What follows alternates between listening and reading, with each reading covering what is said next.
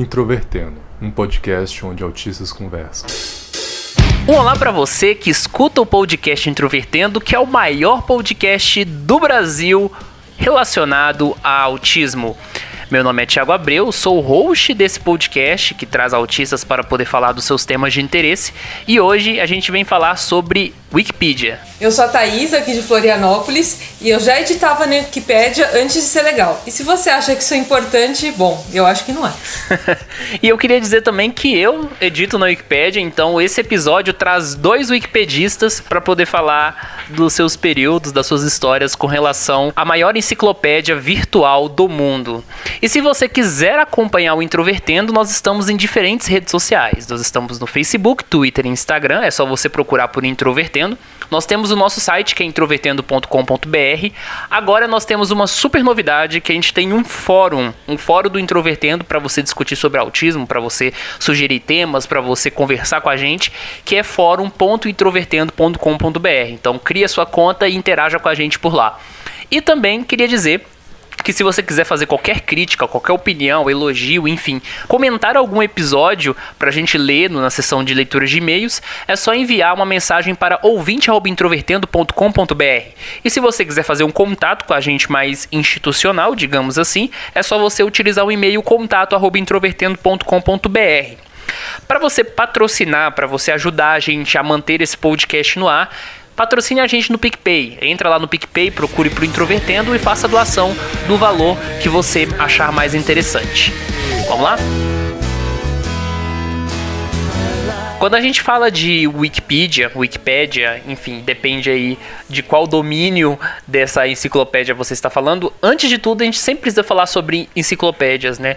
Enciclopédias são uma forma de reunir o conhecimento humano produzido pela humanidade, que de certa forma existe há séculos, mas a ideia de enciclopédia sempre teve uma barreira física, uma barreira de produção mesmo, muito significativa, e com a internet isso acabou se modificando de certa forma. A Wikipédia começou com um projeto bastante parecido, né, com relação a esse projeto atual, que se chamava Nupedia, que a principal diferença é que, ao invés de qualquer pessoa poder colaborar, a Nupedia tinha vários revisores especialistas. Então era uma enciclopédia muito parecido, por exemplo, com a enciclopédia britânica, né, que é uma das enciclopédias mais importantes do mundo, que até hoje os verbetes, o conteúdo, ele é cuidado e selecionado por especialistas, por editores, enfim. Mas é bom também a gente ressaltar que a limitação física, ela traz vários problemas, mas os dois em que eu penso principalmente são a falta de atualização. Então, hoje em dia tem coisas que se atualizam muito rápido, além da gente ter acesso a uma quantidade de informação muito grande. E imagina ter que reimprimir uma enciclopédia inteira várias vezes. E isso também tem a ver com a dificuldade de acesso das pessoas, porque a enciclopédia, para quem não é da época de comprar enciclopédias eram muito caras. Hoje em dia eu não sei mais quanto estão, né?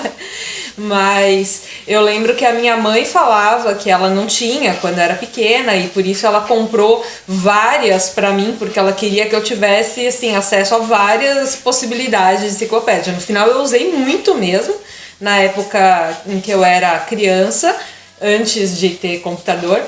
E depois, quando eu passei a ter computador, ainda usei por algum tempo as enciclopédias, porque a internet não era considerada tão confiável, a gente não sabia ainda pesquisar as coisas em fontes melhores, e muitas das fontes que existem hoje não existiam naquela época. Então a enciclopédia era sempre um ponto de referência. Então, você ter um ponto de referência que deixa de ser atualizado já é um paradoxo. E o engraçado é que quando você fala que naquela época dá aquela impressão de que já se passaram, 40, 50, 60 anos. Mas não, foi praticamente ontem, né? Então, quantas coisas mudaram em cerca de quase 20 anos, ou até um pouco menos, com relação à própria internet em termos informativos. Sim, não, quando eu falo naquela época, eu realmente penso há uns 15 anos, entre 20 e 15 anos, né? Então, é que a gente já usa naquela época desde bem cedo hoje em dia, justamente porque as coisas mudam bem rápido. Sim. E a Nupedia era um projeto criado pelo Jimmy Wales. Ele era o cara que encabeçava esse projeto e ele tinha um parceiro de trabalho, um cara principalmente da área do software chamado Larry Sanger.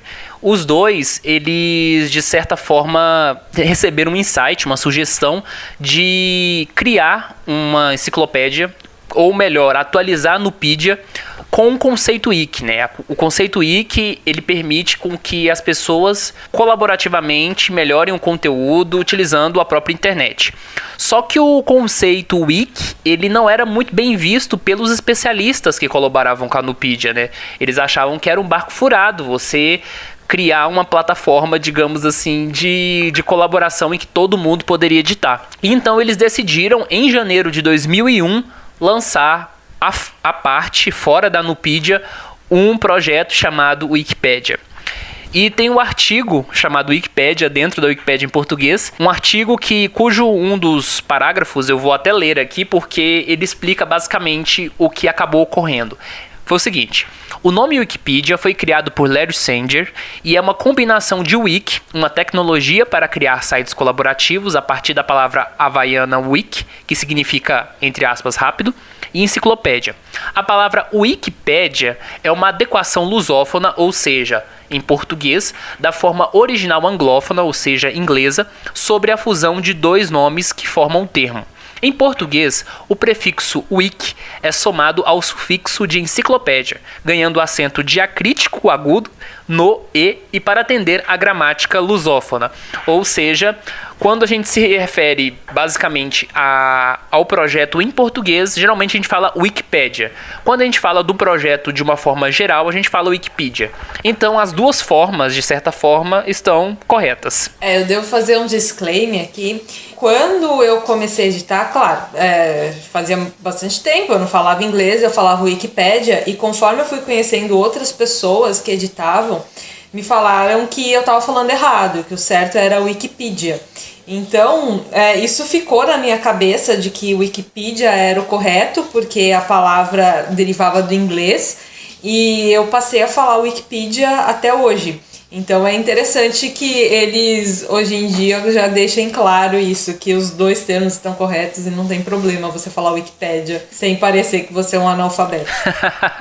E eu particularmente, eu falo das duas formas. Antigamente eu só falava Wikipédia, mas por ver outras pessoas falando Wikipedia, então às vezes eu falo Wikipedia, às vezes eu falo Wikipédia, então você que está ouvindo a gente, não leve a sério tanta diferenciação. As duas formas tá tranquilo falar, né?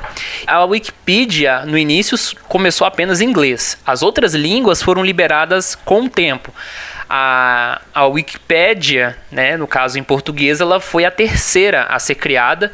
Eu acho que teve, por exemplo, a em catalão e teve uma outra língua, não sei se foi o espanhol. E aí a edição em português saiu em março de 2001. No início, a Wikipédia não tinha quase nenhum user, né? O primeiro artigo criado, de fato, foi o artigo Planeta, por um cara cujo nick de usuário era João.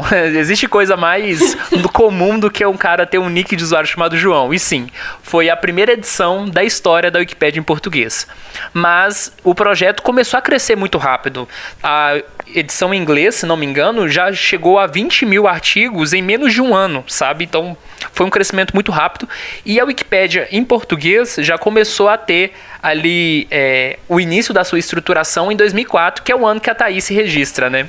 Eu me registrei em 2004. Eu encontrei a Wikipedia, na verdade, naquela época eu não manjava de Google muito, essas coisas. E eu descobria sites novos em revista. Então eu via nas revistas vários sites listados, assim, às vezes eles falavam, tal site é interessante porque tem tal coisa. Aí eu pegava, recortava aquele pedaço da revista e aí eu ia lá no meu computador e digitava, copiava igualzinho. Não sabia qual que era a diferença entre ter um www, coisas do tipo. Então, pra mim, qualquer coisa, se me mandassem colocar um arroba lá, eu colocava naquela época ainda. E aí eu encontrei a Wikipedia, na época eu não lembro o que eu comecei a ler, mas eu comecei editando depois de algum tempo artigos de astronomia. Eu sempre gostava, assim, de ajudar nesse tipo de coisa escrita. Eu gosto bastante de escrever. E os artigos de astronomia eram bem mal feitos. Os em inglês, na época, já não eram uma grande coisa, né? Os em português, muitas vezes, nem existiam. Existiam só das constelações mais importantes. Então, eu meio que comecei algumas coisas do zero, sem saber formatar muito bem. Então eu fui aprendendo o código da Wikipedia. Eu pegava o código-fonte das outras páginas, copiava e tentava entender o que ele fazia. Eu fazia muito isso no início também. É um ótimo jeito de se aprender a programar e coisas do tipo. Até hoje. Depois a gente vai falar um pouco sobre como é a estrutura da Wikipédia, mas hoje você tem o editor em código-fonte, que é o padrão que historicamente é utilizado, e agora você tem o editor visual. Eu nem sei como é que o editor visual funciona, entendeu? Eu uso só o código-fonte. Naquela época tinha até o editor visual, eu não sei como ele tá agora, mas ele era bem ruim, você não tinha muito controle do que ia acontecer, de qual que ia ser o tamanho das coisas, o tamanho das fontes. Então eu não tinha confiança no visual, eu preferia pegar o código mesmo. Só que não tinha nenhum lugar que ensinasse a gente a mexer naquele código. Ou pelo menos nenhum lugar que eu encontrasse na época. Lembrando que meu inglês era uma droga, né? Então eu ia muito com receio ver coisas em inglês. Não tinha um tradutor bom, não tinha o tradutor do Google, por exemplo. A gente comprava tradutores que eram bem ruins, aliás. Então eu tive essa dificuldade. Eu fui pegando pelo padrão do código mesmo e eu achava divertido fazer isso. E assim, uma visão geral é que para você colaborar na Wikipédia, você pode usar duas formas, né? Você pode usar como editor anônimo. E anônimo, entre aspas, não é necessariamente tão anônimo, porque quando você edita sem uma conta, o seu IP fica registrado, o IP que você está utilizando. E se você quiser que o seu IP não apareça e que você tenha uma conta para centralizar tudo aquilo que você produz, você cria o seu nick de usuário. Então, antes de você ter a sua conta, você chegou a colaborar anonimamente, né? Sim, eu não sei quando exatamente eu comecei a colaborar. Eu chutaria que foi no mesmo ano de 2004, porque eu tinha o costume de me registrar nas coisas. Naquela época a gente não tinha tanto receio de se registrar em algo e começar a receber spam, coisa do tipo, né? Então eu imagino que eu tenha editado pouco antes de me cadastrar. E eu não gostava de ver a minha edição ali com o número de IP, porque primeiro que aquilo mudava cada vez que eu desconectava, né? E segundo que eu queria ter aquele histórico, ver o que eu tinha mudado antes. Às vezes eu perdi uma página, então acaba sendo ruim você editar pelo IP nesse sentido. É melhor você ter ali o seu histórico certinho. Só que naquela época, uma coisa que o Thiago me falou há algum tempo e eu não sabia, é que não tinha a data do cadastro. Então, se eu entrar aqui e tentar procurar em que dia eu me cadastrei, não tem, só tem a data da minha primeira edição. Porque os editores mais antigos, é até engraçado isso, a Wikipédia, ela tinha algumas coisas muito rudimentares, né, no início, então muitos dados bem antigos não existem mais ou não eram contados. Então, por exemplo, eu que fui registrado mais tarde, depois eu vou contar a minha história, eu tenho tudo, mas a Thaís, que se registrou em 2004, não é algo tão fácil de encontrar. E uma coisa também que eu preciso dizer é o seguinte: a descoberta que você ainda tinha uma conta na Wikipédia veio com um episódio do Introvertendo que vai sair ainda. Então, daqui a algumas semanas vocês vão ouvir um episódio do Introvertendo, eu não vou falar qual que é, mas que foi a base da gente estar gravando esse episódio que vem antes agora. Foi um déjà vu, assim, basicamente. E uma coisa que, olhando aqui o meu histórico de edições, na época era bastante desorganizado em vários aspectos a Wikipédia, né? Tanto em português quanto em inglês, inclusive. Não era só porque era em português que era desorganizado. E no caso das constelações, a gente tem os nomes em português, que pode ser tanto o português de Portugal e o português do Brasil, que tem algumas diferenças, principalmente de acentuação. E tem também o nome em latim, que a gente usa bastante em astronomia. E na época, os títulos dos artigos estavam em português, alguns de português de Portugal e outros em português do Brasil. Só que como eu não sabia que tinha essa diferença, eu olhava alguns títulos e pensava, tá faltando um acento aqui, escreveram errado. E falando sério, as pessoas escrevem muito errado, né? Então eu ia lá e eu comecei a acentuar as coisas e alterar alguns artigos, e eu tomei uma bronca assim nos meus primeiros dias. Falaram que eu tava tipo tendo preconceito, sabe, contra a língua de português de Portugal. E eu demorei pra entender o motivo disso. Eu achei que na época foram muito agressivos nesse sentido. Acho que podiam ter explicado qual que era o problema exatamente. Você sabe que, assim, provavelmente você não sabe, mas esse tipo de conflito com relação ao uso da língua nos artigos existe até hoje. E são brigas, assim, pesadíssimas. Então, não é uma exclusividade ainda daquela época. Nossa, eu imagino. Ai, que coisa besta, né? Bom, mas felizmente, pelo que eu vi, hoje em dia eles trocaram os títulos dos artigos de constelação, pelo menos, para o nome em latim.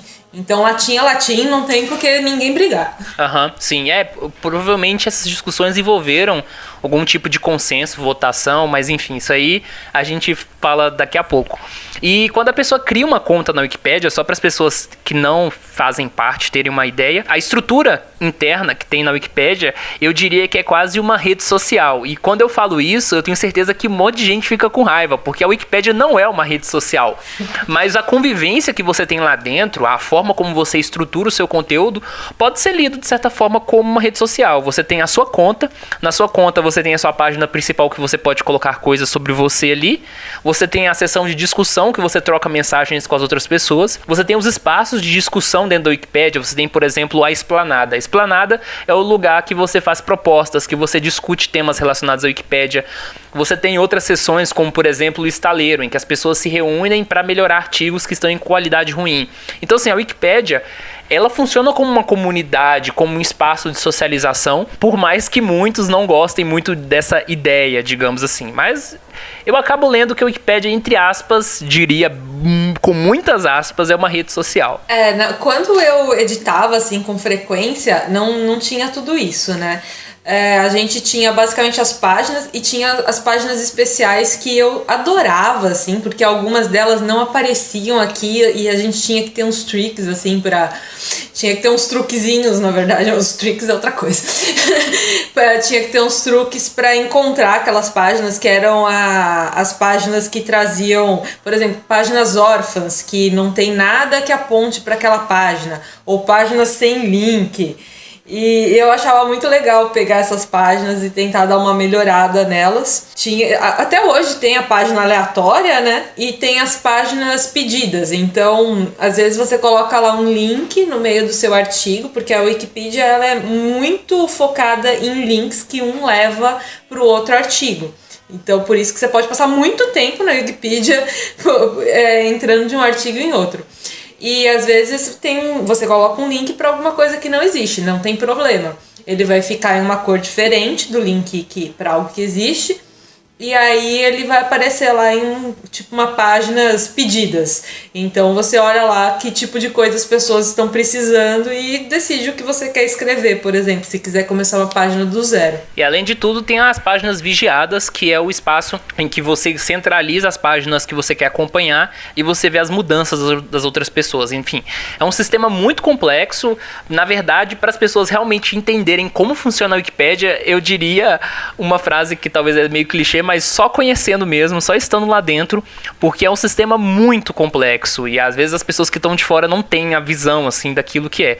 E é tão complexo que a Wikipédia, ela tá dentro de um guarda-chuva, digamos assim, de uma quantidade múltipla de projetos de uma organização que hoje se chama Wikimedia Foundation, que é uma instituição fundada em 2013, ou seja, 2 anos após a Wikipédia. Tem um conceito amplo de transmitir conhecimento, digamos assim, compartilhado, colaborativo em diferentes áreas. Então, por exemplo, eu tenho um projeto chamado Wikilivros, que é para livros, tem outro para um chamado Wikiquotes, que é sobre citações, então você coloca citações. Você tem, se não me engano, Wikitravel, que é relacionado à questão de viagens. Tem um que é um dos meus favoritos, que é o Wikimedia Commons, que é um repositório que centraliza imagens e conteúdo multimídia em licença Creative Commons. Para quem não sabe, todo o conteúdo da Wikipédia ele é licenciado em Creative Commons. Você pode utilizar ele, copiar e colar, redistribuir da forma como você quiser, desde que você cite de onde vem esse conteúdo, a fonte, e também compartilhe na mesma licença. E também o Wikimedia Commons reúne conteúdo em domínio público. Então, por exemplo, você tem várias redes e portais que contém imagens e conteúdo multimídia que às vezes é compartilhado em Creative Commons. Por exemplo, tinha aquela rede social de fotografia chamada Flickr. Então todas as imagens do Flickr, antes dele ser descontinuado, foram migradas por robôs dentro do Wikimedia Commons. Então você acaba achando esse tipo de conteúdo livre e você pode usar em outros lugares. Então, por exemplo, o nosso site do Introvertendo, todas as imagens que a gente usa como destaque dos posts, né, dentro do nosso site, são imagens que são em Creative Commons ou domínio público. A gente não usa imagens protegidas por direitos autorais, então isso dá uma liberdade muito tranquila para nós de usarmos conteúdo legal e não gastar dinheiro com isso, digamos assim. Então, a Wikimedia, por exemplo, é um desses casos que permite a gente para isso. É importante também que, se você for editar um artigo da Wikipedia e quiser colocar, por exemplo, uma imagem, um vídeo, é importante que essa imagem, esse vídeo também estejam com uma licença compatível. Você não pode pegar algo que tem direitos autorais, jogar na Wikipedia e falar, agora ele está sob licença. Não, não está. Você está fazendo algo errado, provavelmente vai vir alguém e apagar aquilo que você fez e te dar um alerta, né? Inclusive, uma coisa que hoje em dia tem... Eu cheguei a ver isso começar, mas logo que eu comecei a editar não tinha, são as páginas protegidas. O Thiago estava falando de páginas vigiadas, são coisas diferentes. Protegidas é que só algumas pessoas conseguem editar, né? E às vezes tem coisas que você até quer editar, você pode até fazer um pedido, não sei como é que tá agora, o Thiago vai manjar mais do atual do que eu, mas você como um usuário comum não consegue. E logo que eu comecei a editar não tinha isso, então eu poderia me cadastrar e no mesmo dia alterar a página principal da Wikipedia sem problema nenhum. E acontecia muito vandalismo, então às vezes a gente colocava alguma coisa ali e daqui a pouco não tava mais. Então o lado bom é que tem os históricos gravados, né? Eu tenho ainda os históricos, por exemplo, das minhas alterações de 2004, que daria, acho que, para eu reverter para ela se eu quisesse. E com esses históricos a gente conseguia restaurar as coisas, mas dava bastante trabalho ficar olhando se alguém tinha vandalizado no artigo e ficar restaurando. Digamos que se você quisesse restaurar suas edições antigas, provavelmente você ia ser bloqueada por vandalismo, né? Depende da página. Eu vi que tem umas páginas aqui, porque uma das coisas que eu fazia, olha que coisa mais áspera, né?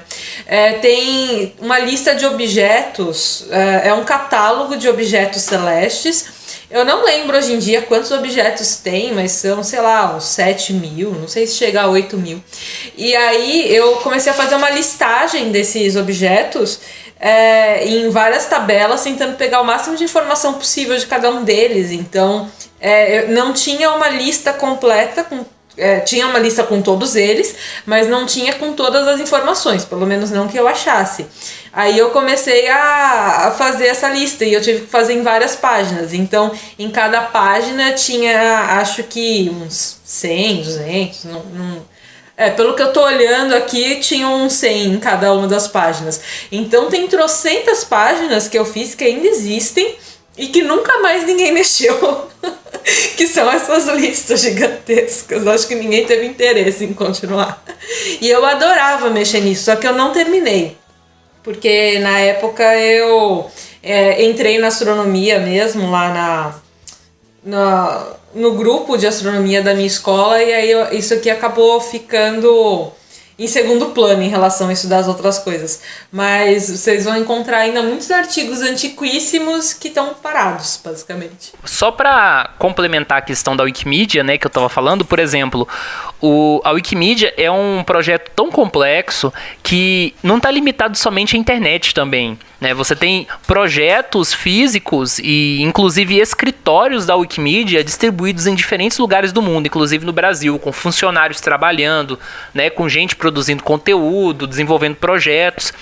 E uma coisa pra gente pensar, assim, o mundo inteiro acessa a Wikipédia, que tá disponível em trocentas línguas, um volume de informações gigantescos e não há uma propaganda sequer nos sites. Você acessa, você provavelmente não precisa de adblock, não precisa de nenhuma extensão para poder ficar tirando pop-ups Pop-ups? Isso, do conteúdo, porque não tem propaganda. E aí vem a grande pergunta, de onde vem o dinheiro da Wikipédia? Você consegue explicar essa? Olha, eu não tenho certeza, eu lembro que quando eu editava não se falava nisso, era um mistério, e aí depois começou a aparecer uns bannerzinhos pedindo doações, e na época eu achava aquilo muito estranho, eu falei, como assim pedindo doações, gente? Mas isso é de graça.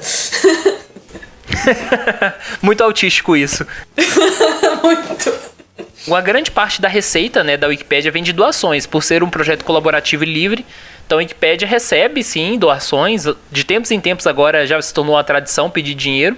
Inclusive, às vezes, a arrecadação ela passa um pouco da meta. Mas é bom ter um dinheiro a mais em caixa, né? Porque é um projeto muito grande, muito volumoso, então dá uns gastos aí. E, além de tudo, como eu falei, é um projeto que não somente depende da internet, mas ele também tem questões físicas, tem funcionários, enfim, tem uma série de estruturas. Só para vocês terem uma ideia, entre as 15 maiores Wikipédias do mundo, a Wikipédia em português tá na parte delas, em números de artigos, claro. Nós temos mais de 1 milhão de artigos. Se não me engano, foi esse ano de 2019 que a gente conseguiu chegar à meta de 1 milhão, depois de muitos anos tentando. Inclusive, o cara que criou o artigo de número 1 milhão, ele foi meu padrinho na Wikipédia. E aí depois eu vou contar a história. Mas foi ele que, digamos assim, me deu o empurrão na comunidade da Wikipédia. Enfim. Mas o que eu acho muito mais interessante, assim, de forma geral, quando a gente pensa de forma geral na Wikipédia, é que eu penso que a Wikipédia é uma validação, primeiro, do seu conhecimento pessoal, porque ele não fica limitado só para você, e ele é compartilhado. Esse conhecimento é compartilhado para o mundo. Ou seja, porque eu penso o seguinte, uma das coisas mais relevantes quando você aprende algo, quando você conhece algo, é de você poder transmitir isso para outras pessoas. Porque a partir do momento que você morrer, o seu conhecimento morre contigo. Agora, se você puder compartilhar isso com o mundo, isso se perpetua além da sua morte. Então eu acho que isso é muito relevante. Até porque conhecimento é poder. Quando a gente estava falando aqui no início do episódio sobre a questão das enciclopédias eram algo caro, era algo difícil de se conseguir. A internet hoje já está se democratizando de certa forma um pouco mais. Mas se a gente pensar há 15 anos, era muito mais difícil você ter acesso a certos conteúdos, a certos conhecimentos, se você comparasse a pessoas que moravam em grandes cidades a pessoas que moravam no interior, né? Eu tinha, por exemplo, alguns livros com tendências enciclopédicas e eu tinha pedaços muito limitados de períodos de governos, por exemplo, né? Que se eu tivesse conteúdo sobre política. Hoje em dia você consegue encontrar biografias de todos os presidentes, você consegue achar artigos sobre o governo, você consegue achar artigos sobre questões específicas e pontuais que aconteceram durante governos. Então, assim, o ambiente da internet permite com que essa limitação física e essa limitação também de conteúdo não exista. E se você tivesse que imprimir a Wikipédia, digamos assim, em formato físico, você gastaria bastante árvores aí. E para falar do público, né, que edita na Wikipédia, hoje em dia a grande maioria são homens, eu acho que historicamente sempre foi assim. E esse público, em termos de idade, varia bastante. Você tem desde estudantes de ensino médio que tem uma escrita acima da média, podemos dizer assim, até professores universitários, até idosos que estão aposentados e não tem muita coisa o que fazer e aí aproveita o tempo, né, o ócio, digamos assim, colaborando em termos de conteúdo. Então o público da Wikipédia em termos de idade é bastante diverso. Já em termos de gênero, é um público predominantemente masculino. Uma coisa também que eu acho interessante, assim, apesar de não ser a Wikipedia, é que ela acabou gerando uma série de outras Wikipedias que não são exatamente isso, vamos dizer assim. Então, você tem uma Wikipedia para cada jogo grande, por exemplo.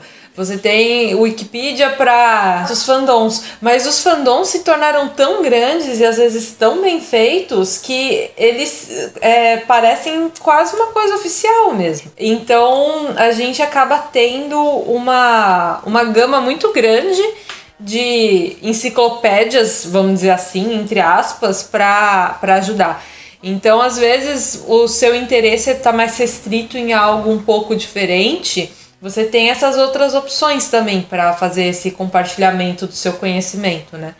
Então, além de eu ter ajudado um bom tempo na Wikipedia, teve uma época no final do meu colégio em que eu passei a ajudar no portal Tibia, porque eu comecei a jogar Tibia naquela época, e aí era uma Wikipédia, exatamente o mesmo formato, porque o código é aberto e tudo mais, e eu passava muito tempo ajudando ali. Depois de um tempo eu fui mudando de jogo e fui ajudando em outras Wikipédias, né, vamos dizer assim. Então você sempre vai encontrar uma que seja do seu interesse. Joga alguma coisa lá, sei lá, dinossauros. Vai ter uma Wikipedia de dinossauros. Tem a Deciclopédia também, né? Tem a Deciclopédia que eu não acho divertido, né, em geral. Mas a Deciclopédia seria meio que para fazer humor com os artigos, então... seria uma versão inversa, né, da Wikipédia, digamos assim, é uma sátira à própria Wikipédia. Sim, sempre tem esse tom satírico lá.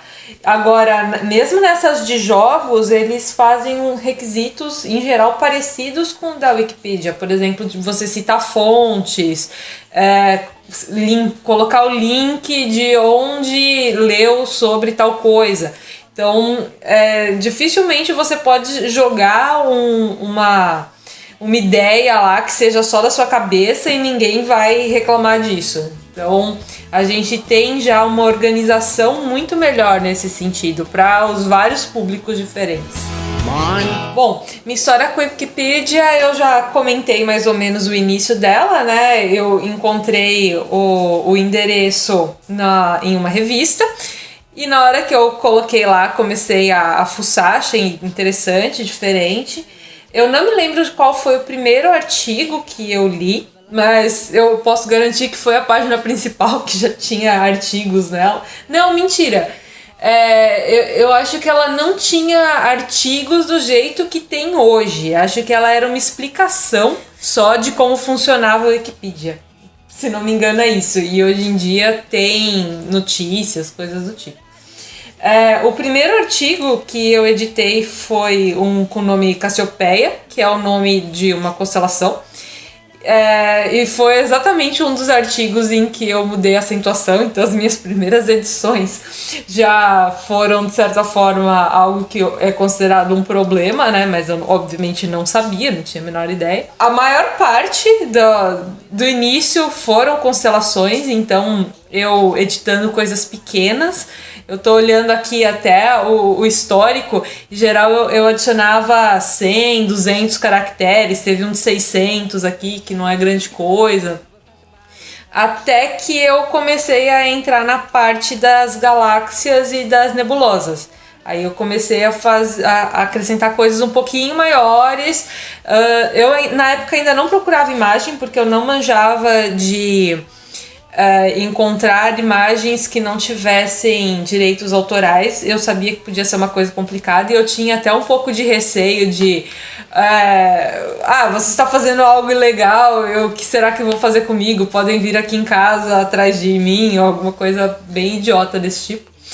Mas ok, eu tinha lá os meus 13 anos, então acho que eu me perdoo naquela época. Vários artigos de galáxias e de nebulosas eu criei, então tem até um Nzinho aqui do lado. Muito provavelmente foi através daquela página de páginas pedidas, né, tópicos pedidos, ou mesmo eu entrando em um desses artigos de constelação, acabei vendo que tinha algo em vermelho, pelo menos na época era em vermelho que ficava algo que não estava criado. E aí eu falei, quer saber? Eu vou pegar e vou criar isso daqui. Então, a primeira que eu criei foi da constelação de Cefeu, na verdade, mas uma que eu criei que provavelmente está bem grande hoje em dia é da galáxia de Andrômeda. Não existia um artigo da galáxia de Andrômeda, gente, isso é um absurdo. Aí, depois de várias criações de páginas de astronomia, eu comecei a editar uma página que era sobre uma guerra específica dentro de um anime, que era a primeira guerra do Blood Valentine. Eu imagino que isso não exista mais hoje em dia, ou que isso tenha sido migrado para um portal. Inclusive, a gente ainda não falou dos portais, o Thiago também vai saber falar melhor do que eu sobre isso. E aí, depois, eu comecei a mexer de novo naquele catálogo que eu comentei. Aí tem muitas edições aqui. Inclusive, uma coisa que eu tava reparando... Tem uma edição minha em que eu deletei 57 mil caracteres. Eu tenho certeza de que isso seria considerado vandalismo hoje em dia. Mas você tirou pra colocar o que aí? É porque eu dividi em diversas páginas diferentes, porque tava uma bagunça desgraçada, eles não tinham colocado índice no negócio. Então eu criei as páginas separadas, aí eu coloquei o índice naquela página, e aí eu deletei o que tinha sobrado. Então, primeiro eu criei as páginas novas e aí depois eu deletei o que tava a mais ali. Ah, então mas provavelmente não seria caracterizado vandalismo. É a lista de objetos NCG, né? NGC, isso, quer dizer. Exatamente. Aí você vê que tem uma numeração bem extensa, né? Então, a minha principal parte de história com a Wikipedia em si é essa. Aí depois eu passei muito tempo no portal Tibia. Como eu ajudava bastante lá, na época não era fechado, hoje em dia eu acho que é, mas faz anos também que eu não mexo. Aí me chamaram para ajudar. Eu não sei se eu cheguei a ser admin, eu acho que não era o nome que usava, mas me deram lá edição para qualquer coisa. Aí eu passei um tempo fora do jogo, depois eu voltei, me deram poder de edição de novo, mas eu não fiz muitas coisas por lá. E hoje em dia, o que eu editei assim recentemente foi mais a Wikipedia de Dragon Age. Agora, quanto aos portais, acho que é melhor o Thiago falar e depois eu complemento com a minha parte. Portais são páginas, digamos assim, entre aspas, especiais dentro da Wikipédia que trabalham um tema específico. Então vamos supor, você criava um portal sobre a banda Queen. Então você fazia a página principal, você reunia vários artigos relacionados ao tema Queen, então o que incluiria? A banda, os integrantes, a discografia, e aí você fazia uma página toda especial, toda personalizada, só sobre aquele tema. Um negócio assim até meio fugaz. Então, mas logo que eu comecei a editar, não tinha ainda acessório de portal. Depois aí criaram isso e aí começaram a pedir pra a gente, por exemplo, eu que editava muitas coisas de astronomia, que passasse a editar dentro do portal de astronomia e tudo mais. Estavam querendo meio que direcionar as tarefas. Eu entendo que organização seja necessário, mas assim, eu editava porque eu achava divertido. Eu não queria que alguém me falasse o que eu tinha que editar. Eu não queria conversar com ninguém. Ou como o Thiago estava falando, que é uma rede social e tudo mais, eu não queria conversar. Eu só queria editar o meu próprio artigo e eu queria que ninguém mexesse nele. Era só isso.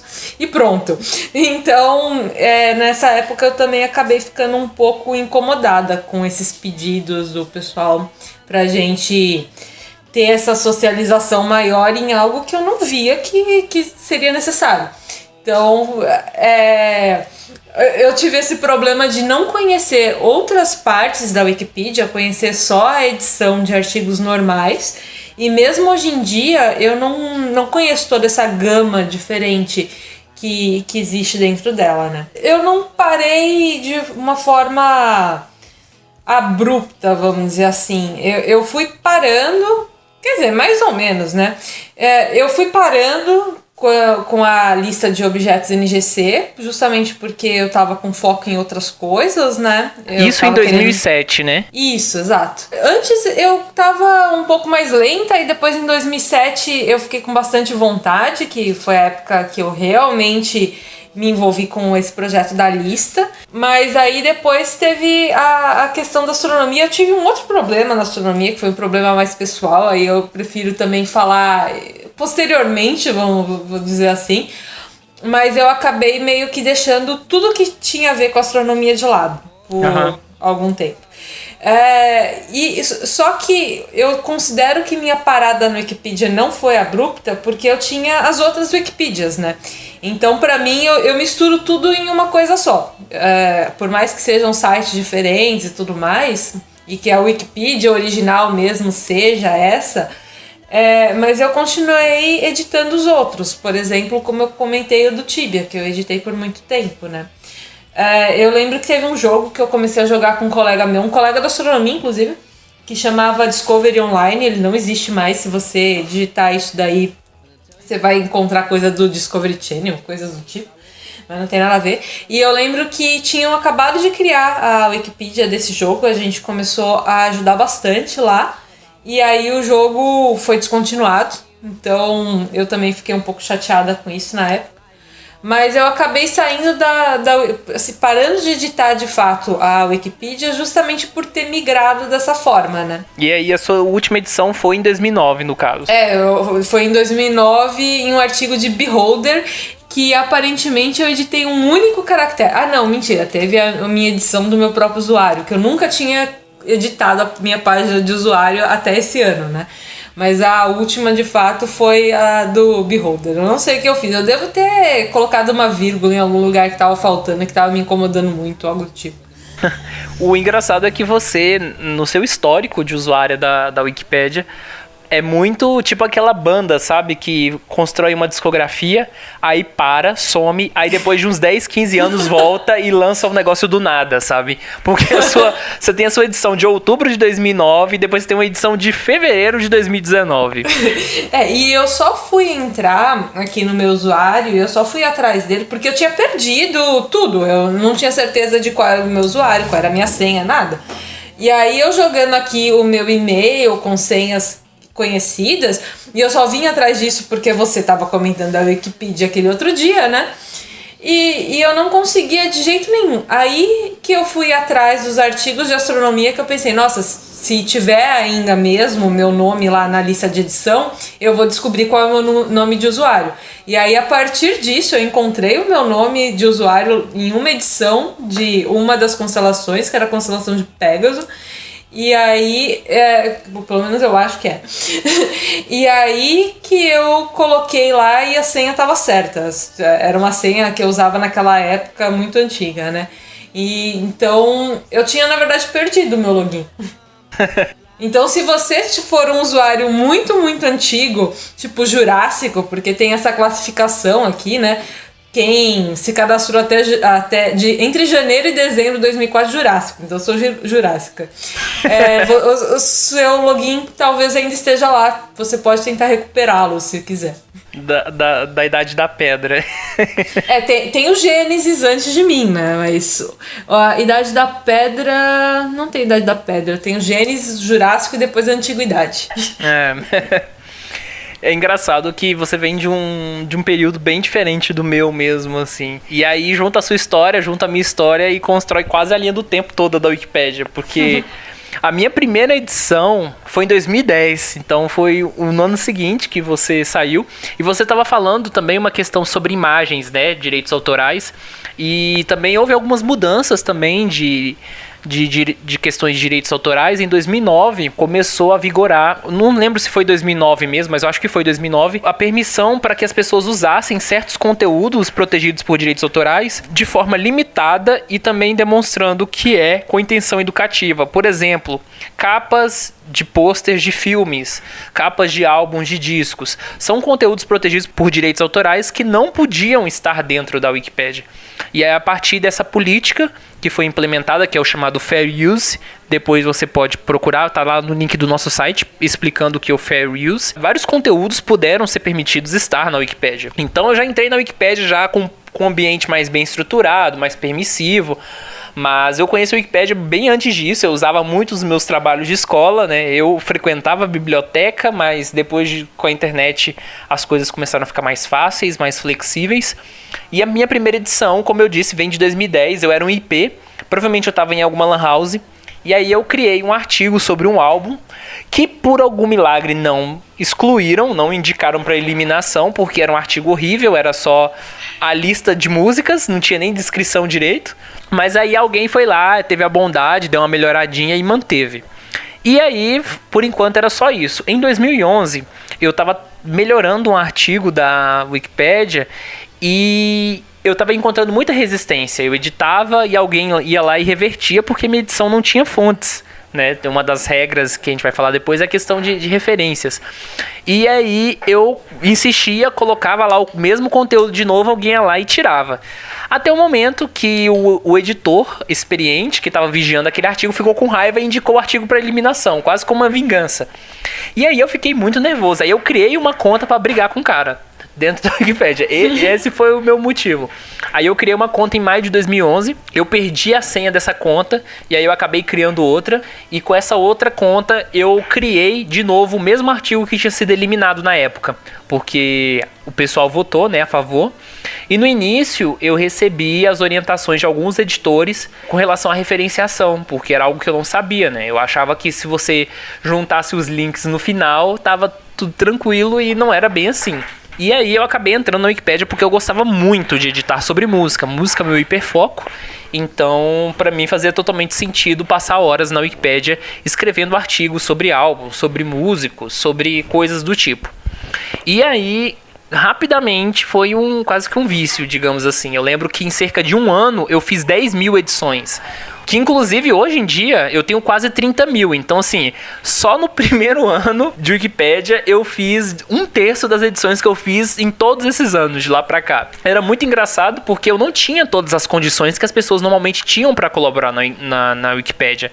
Eu tinha, por exemplo, internet 2G. Eu usava um modem 3G, que a maioria da parte do tempo funcionava como 2G e não como 3G. E quando eu tinha condições melhores, eu usava a banda larga do IFG, né, que é o instituto que eu fiz ensino médio. Então, a minha estrutura para editar era mais ou menos essa. Então, não era das melhores. Mas isso me motivava muito. Mesmo a internet sendo lenta, justamente eu acho que pela internet ser lenta, isso fazia com que, como a Wikipédia, como ela é, entre aspas, leve, acabava me fazendo focar mais em colaborar nela, porque eu conseguia gerenciar o meu uso de dados de forma mais eficiente, ao invés de gastar em redes sociais, em outras coisas assim. É engraçado você falar essa questão do problema de não ter banda larga e tal, porque quando eu comecei a editar, eu certamente não tinha banda larga, era uma coisa bem distante da minha imaginação. Eu não sabia que existia banda larga, aliás. Eu ainda gostava bastante de ouvir aquela chamada de escada, sabe? Ainda era incrível ouvir aquilo lá. Só que, como quase todo mundo era assim, dificilmente alguém tinha uma internet decente, a gente ainda tinha pouquíssimas imagens. É claro, existiam muitas imagens na internet, mas a gente usava poucas imagens. Então, um site com muita imagem demorava muito para carregar. Então, uma página hoje da Wikipedia demoraria demais. Então, no máximo, você tinha uma imagem na página e olha lá, assim, aquela imagem que fica lá no topo só para ter uma aparência agradável no início. O normal era, inclusive nesses vários artigos que eu editei, o normal era não ter imagem nenhuma. Então, era só texto mesmo, você tentava fazer com que ele fosse bem formatado, justamente para suprir esse problema estético, vamos dizer assim, da falta de imagem, né? Você teria que organizar o texto o melhor possível para que ele ficasse com uma aparência boa. E aí entra uma coisa que é a questão de como escrever o texto que a gente estava comentando entre o código e o editor visual. Que aí, com o código, a gente conseguia ter um controle muito grande de como aquele texto ia ficar aparecendo para quem estava visualizando. É engraçado que, inclusive, nessa época, mesmo com uma internet muito mais limitada do que a maioria dos editores geralmente tinham, teve um concurso, que era o concurso Wikimedia GP Brasil, era alguma coisa mais ou menos assim, que você se juntava em equipes, você melhorava vários artigos, e você concorria a prêmios. E eu lembro que eu fui a pessoa que mais editou artigos. Eu tava muito pilhado nessa época. Eu ficava editando de manhã até a noite, quando eu não tava na escola. Então, minha vida era Wikipédia. Mas aí, justamente também um pouco por causa da questão do autismo, digamos assim, que eu tinha muita treta com o pessoal às vezes lá.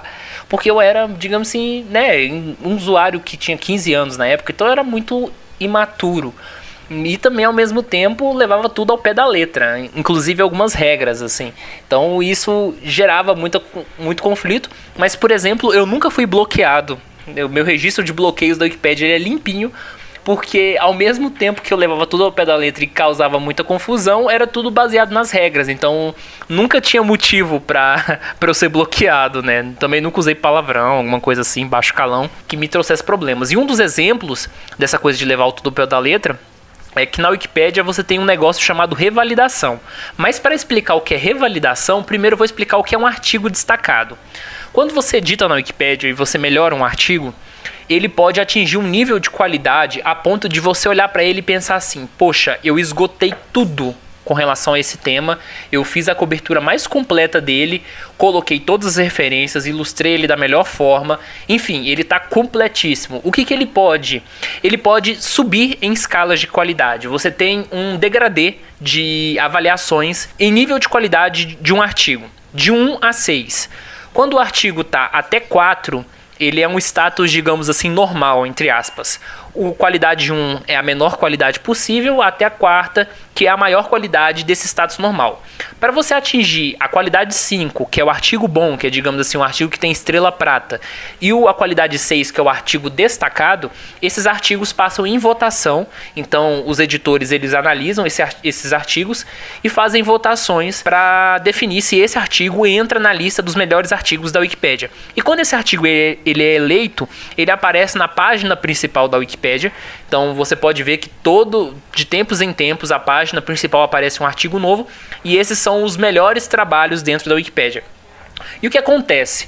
A Wikipédia, na época da Thaís, tinha um rigor muito menor com relação a referências. Então nem toda frase que você escrevia tinha que ter uma referência.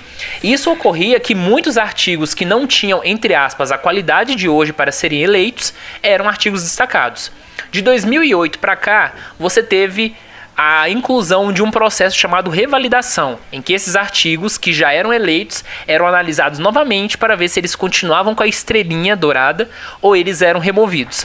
E o que aconteceu? Em 2011 para início de 2012, eu levando ao pé da letra esse conceito de que artigos precisavam ser validados, eu comecei a pegar vários artigos antigos que não tinham referências em algumas frases e fui jogando para revalidação. Só que assim, o negócio começou a ficar tão literal que eu peguei uma vez um artigo que tinha 2 frases sem fontes. 2 frases. E aí os editores que escreveram os artigos e ainda editavam, que ainda colaboravam na Wikipédia, ficavam super ofendidos. E aí eles criavam tretas diretas. Então era esse tipo de coisa que ocorria bastante nesse ambiente social. É engraçado que por muito tempo realmente a gente não se preocupava tanto com essa questão de referências. É claro que era muito mais fácil escrever um artigo sem ter que citar referência nenhuma, da mesma forma que se você tiver que escrever seu TCC sem colocar as referências é muito tranquilo. Apesar de que se você precisar depois procurar alguma coisa, você vai ter problemas, provavelmente.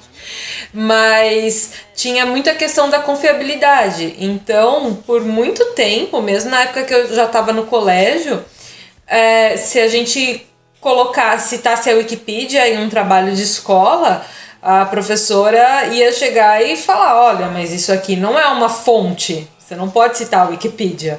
Porque era considerado, além de ser fácil de vandalizar e tudo mais, era considerado algo exatamente sem confiabilidade, tá? Então, hoje em dia, apesar disso parecer chato ter que ficar colocando trocentas fontes, a Wikipedia tem um valor muito diferente. E a gente consegue encontrar artigos muito bons mesmo. E, inclusive, procurar as fontes depois, se a gente tiver interesse, né, em algo mais aprofundado e tudo mais. É claro que a gente não pode pensar que vai aprender tudo pela Wikipedia, mas dá para aprender bastante coisa. Sim, sim. E aí, essa questão também de relações diz muito respeito ao ambiente interno da Wikipédia em português. Porque isso já é um tema assim, discutido há anos. Mas o ambiente social da comunidade, né, que fala português na Wikipédia é um dos espaços mais conflituosos de todas as Wikipédias. Assim, é um ambiente que tem muita treta, muita coisa insalubre.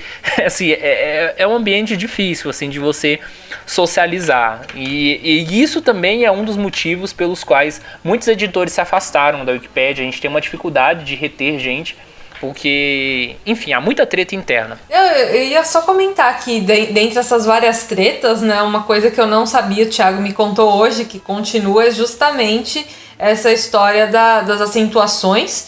E aí eu olhando aqui também o meu histórico, eu tô achando que várias dessas alterações que foram feitas, por exemplo, de terem alterado o título das constelações para algo em latim, ao invés de ter mantido em um dos portugueses, vamos dizer assim, talvez não seja simplesmente por uma adequação científica, talvez tenha sido inclusive para diminuir as tretas, né?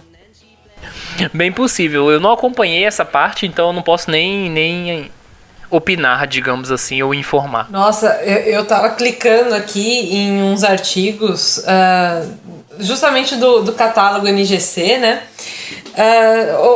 Tem outra coisa que eu quero comentar, mas antes eu cliquei aqui em um usuário que editou um dos meus artigos. Eu falei, nossa, né? Que raro alguém ter editado isso há muitos anos. E aí na página dele começa assim, eu tenho Asperger. Sabe quando você olha e fala, hein? Foi bem aleatório.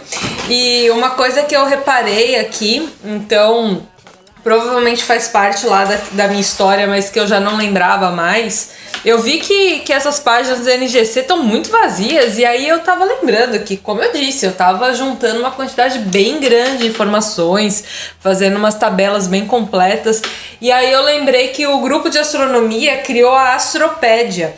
Então eu parei de editar na Wikipedia e eu passei a editar na Astropédia, que depois de um tempo fechou, eu acho que ela não existe mais. Mas eu lembro que eu descobri como montar tabela lá. Eu nunca tinha montado uma tabela dentro da Wikipedia até então.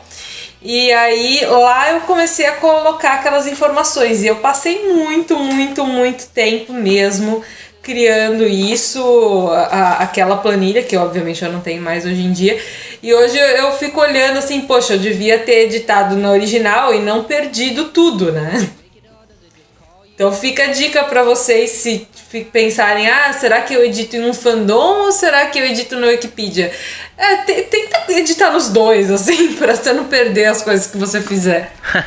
Eu acabei de ver aqui o histórico da sua lista e também tem outro usuário que tem Asperger, então são três autistas nesse artigo que você editava. Eu acho que uma lista de objetos, uma lista de catálogo astronômico é um negócio meio de hiperfoco mesmo, né? É verdade. Só para dar uma ideia do pessoal, dentro da Wikipédia, além da questão da socialização, você tem vários cargos, digamos assim, tá? Mas não são cargos necessariamente políticos ou com toda aquela questão, né, mais séria, digamos assim. Mas você tem, sim, várias hierarquias, e isso é importante até para o próprio funcionamento do sistema wikipedista. E aí eu vou dar um resumão, assim, sobre os principais cargos, tá? Quando você entra na Wikipédia e você é um usuário registrado, a partir de um tempo, uma quantidade de edições agora que eu não me lembro, você vira um usuário autoconfirmado. O que é um usuário autoconfirmado? Toda vez que você vai salvar a sua edição, você não precisa digitar um código CAPTCHA para você provar que você não é um robô. Então esse é o status mínimo que você precisa... Peraí, você hoje em dia tem que fazer isso se você não é um usuário autoconfirmado? Olha, eu não sei porque há muito tempo eu não edito como IP, né? Mas em 2011, quando eu editava, antes de você se tornar um usuário autoconfirmado, você tinha que provar que você não era um robô digitando CAPTCHA e coisas do tipo. É que na época que eu era um IP nem existia isso daí. Eu tô me sentindo muito velho, muito jurássica. E aí, quando você é um usuário autoconfirmado e você vai ganhando experiência dentro da Wikipédia, as pessoas não precisam necessariamente ter que ficar supervisionando todas as suas edições para poder ver se a sua edição é confiável. Então, quando você atinge um certo nível de experiência e as suas edições são confiáveis por si só, para diminuir o trabalho dos outros, você pode ser, digamos assim, entre aspas, eleito, né, receber automaticamente ou solicitar um status chamado autorrevisor. O que é o autorrevisor? Toda edição que você faz já é automaticamente marcada como patrulhada por quem está visualizando os artigos, enfim. A pessoa que vê a sua edição vai ver que é uma edição de um usuário experiente. E aí, à medida que você vai crescendo dentro da Wikipédia, você percebe que existem muitas coisas a se fazer além de você criar e editar artigos. Por quê? Porque existe existe um monte de galera que não tem nada o que fazer na vida e entra na Wikipédia para poder bagunçar, para poder mentir, para difamar, para fazer um monte de absurdos. E aí você precisa de uma ferramenta chamada reversão. A ferramenta de reversão, que gera um status chamado reversor, é basicamente para você desfazer edições de vândalos ou edições erradas de forma automática e muito mais rápida, muito mais prática do que normalmente seria. Então esse já é o segundo status. Hoje em dia o reversor também tem o direito, digamos assim, de bloquear IPs, né, contas não registradas que estejam fazendo vandalismo óbvio. Então isso foi um avanço que ocorreu, se não me engano, em 2012 ou 2013, eu não lembro. Mas eu lembro da época dessa votação, porque eu já era registrado na Wikipédia. E, enfim, é uma das funções mais comuns que existem.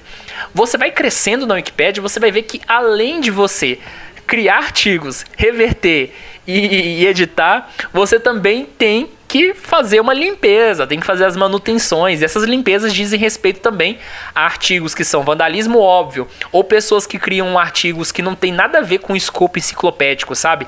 Criou um artigo sobre a irmã dele que gosta de vender produtos Jequiti. É um artigo que não tem relevância, então ele precisa ser eliminado. Então você tem uma ferramenta chamada eliminador.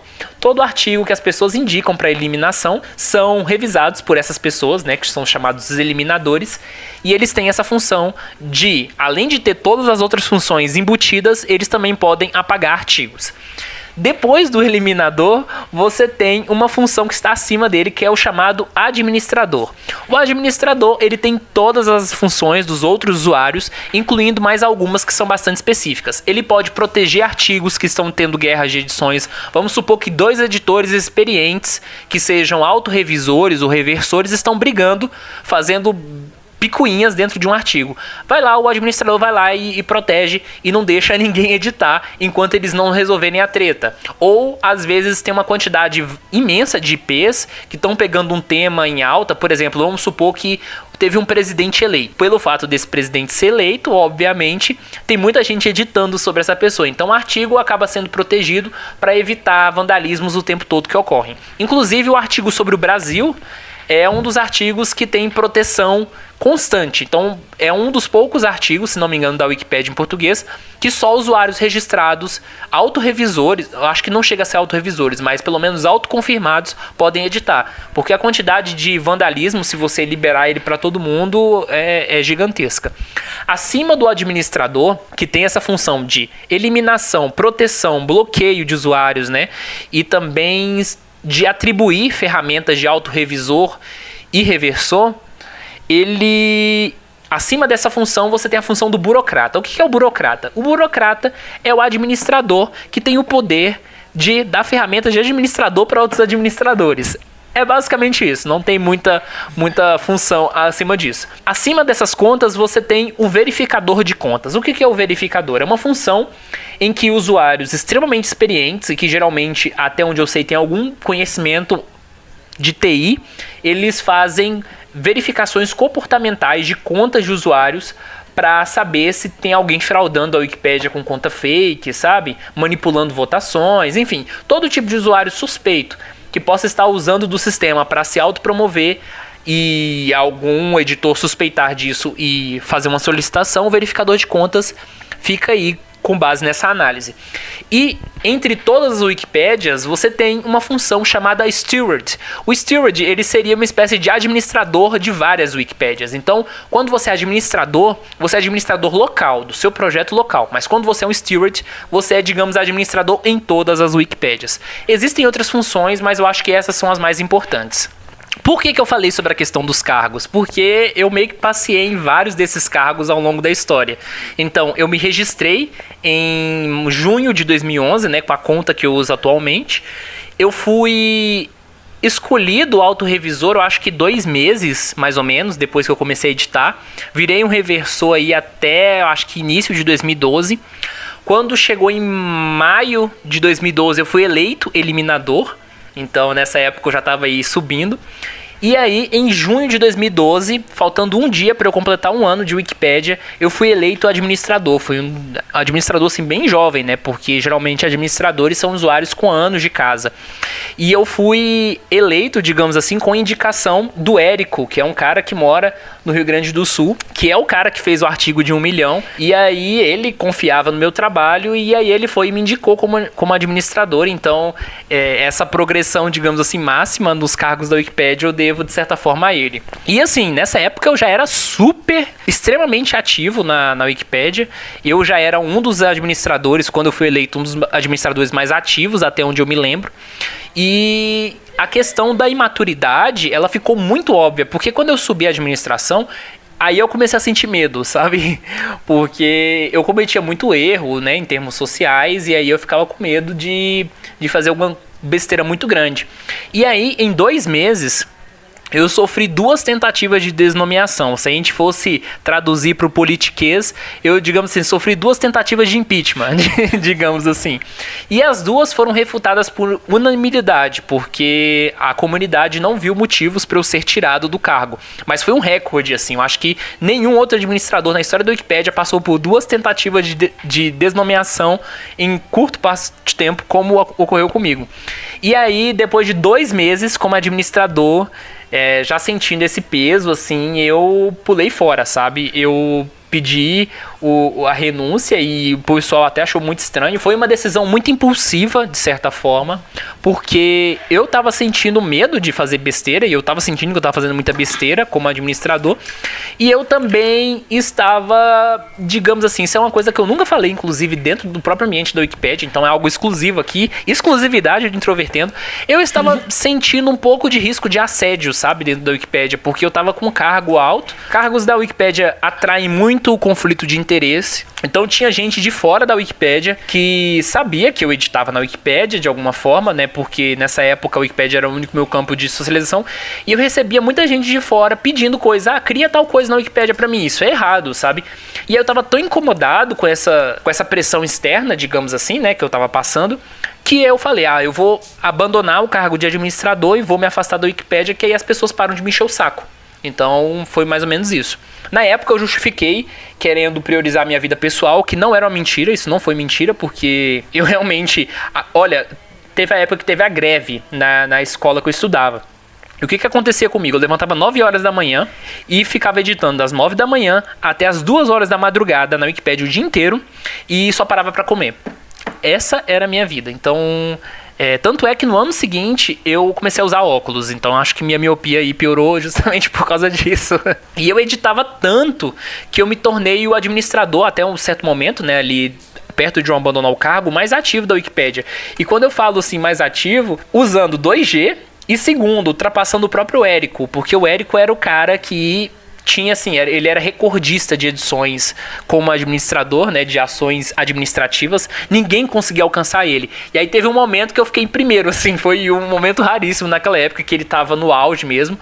E aí eu tinha pouca socialização e eu saí dessa função de administrador em 2012. Quando você é um cara que cresce muito rápido na Wikipédia, que você é um cara controverso dentro da comunidade, e você, entre aspas, trai a confiabilidade, digamos assim, né? Porque eu fui eleito e abri mão do cargo com 2 meses. É só a gente pensar no Fernando Collor, né? O ex-presidente. O Fernando Collor, simplesmente pelo impeachment, você já dá pra imaginar que ele não vai ser presidente nunca, né? Porque... a imagem social dele tá manchada pelo fato dele sair do cargo antes de terminar, enfim. É claro que ele teve questões bem diferentes. Mas o fato de eu renunciar a um cargo com tão pouco tempo e com 2 tentativas de desnomeação fizeram que eu ficasse com a imagem meio ruim, assim, na praça, né, da Wikipédia. Tanto é que eu me candidatei de novo para virar administrador em 2013. E aí muita gente foi contra, a maioria das pessoas eram contra. Eu quase fui eleito por pouco, mas assim, eu perdi com uma porcentagem, porque o pessoal falava assim, você não sabe o que você quer, sabe? Uma hora você quer o cargo, uma hora você sai. E aí eu lembro que tinha algumas pessoas que tinham até uma forma jocosa de se referir, aquelas pessoas que usam de transtornos para poder, sabe, ofender as pessoas, sabe? E aí eu sei que teve um editor, que inclusive é um editor que eu respeito bastante, não vou mencionar o nome dele aqui porque ele falou isso de mim fora da Wikipédia, mas eu acabei lendo isso um dia. Ele disse que eu era borderline, né? Então tinha essa questão, tinha essa questão bastante jocosa assim entre a comunidade, porque, digamos assim, eles pensavam assim, um dia você quer tal cargo, aí no outro dia você larga, tal dia você pensa dessa forma, do outro dia você pensa outra. Então tinha um pouco dessa visão. E eu não, digamos assim, não faço uma discordância total, porque a imaturidade ali era bastante grande. E aí eu fiquei um tempo fora da Wikipédia, né? Eu deixei de editar em 2013. Eu lembro que no início de 2014, se não me engano, eu coloquei aquela tagzinha de usuário inativo. Abandonei total, fiquei sem editar, não entrei mais, deixei totalmente deslogado. E aí, no final de 2014, o 2014 foi um ano muito bom pra mim, aliás, foi um ano bom pra vida pessoal. E aí, quando eu tava mais tranquilo também, não que eu estava muito mais velho, mas eu tava já de 18 para 19 nessa época, eu voltei pra Wikipédia e comecei a escrever de uma forma mais tranquila. Eu lembro que um mês depois que eu voltei, isso já foi meio maluco, eu me candidatei para ser eliminador de novo. E aí eu pensei, não vou passar porque o pessoal não tem confiança, né?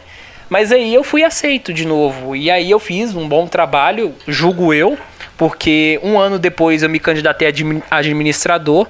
E mesmo diante desse histórico um pouco conturbado, eu fui eleito. Tô na administração até hoje. Hoje em dia eu não edito com tanta frequência. Aliás, eu tenho editado muito pouco. Eu devo ter editado menos de 5.000 edições de 2014 para cá, porque, né, comecei a fazer graduação, comecei a ter outras atividades, agora tenho Introvertendo aqui que já toma um tempo bastante considerável, mas eu gosto muito de editar principalmente nos períodos de férias, sabe, períodos de descanso, então às vezes eu aplico muita coisa que eu leio ou que eu peguei em outras épocas que eu não tive tanto tempo para editar, e aí eu foco um pouco mais para trabalhar. Então, como eu já falei, por exemplo, que eu gosto muito de editar sobre música, esse ainda é um dos temas que eu mais edito. Então, por exemplo, no final de 2018, início de 2019, quando eu estava de férias, digamos assim, eu basicamente criei grande parte da discografia da banda Fleetwood Mac, porque eles só tinham 2 ou 3 álbuns criados, sabe?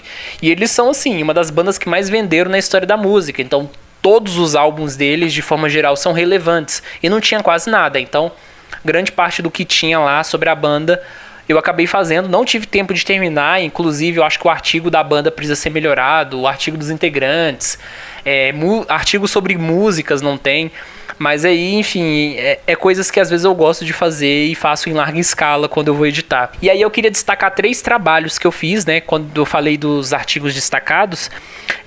Em 2012, um dos meus trabalhos mais marcantes assim na Wikipédia foi o artigo sobre Goiânia. E aí eu trabalhei nele durante alguns meses, eu tive a ajuda de alguns editores da área da geografia na criação de algumas seções.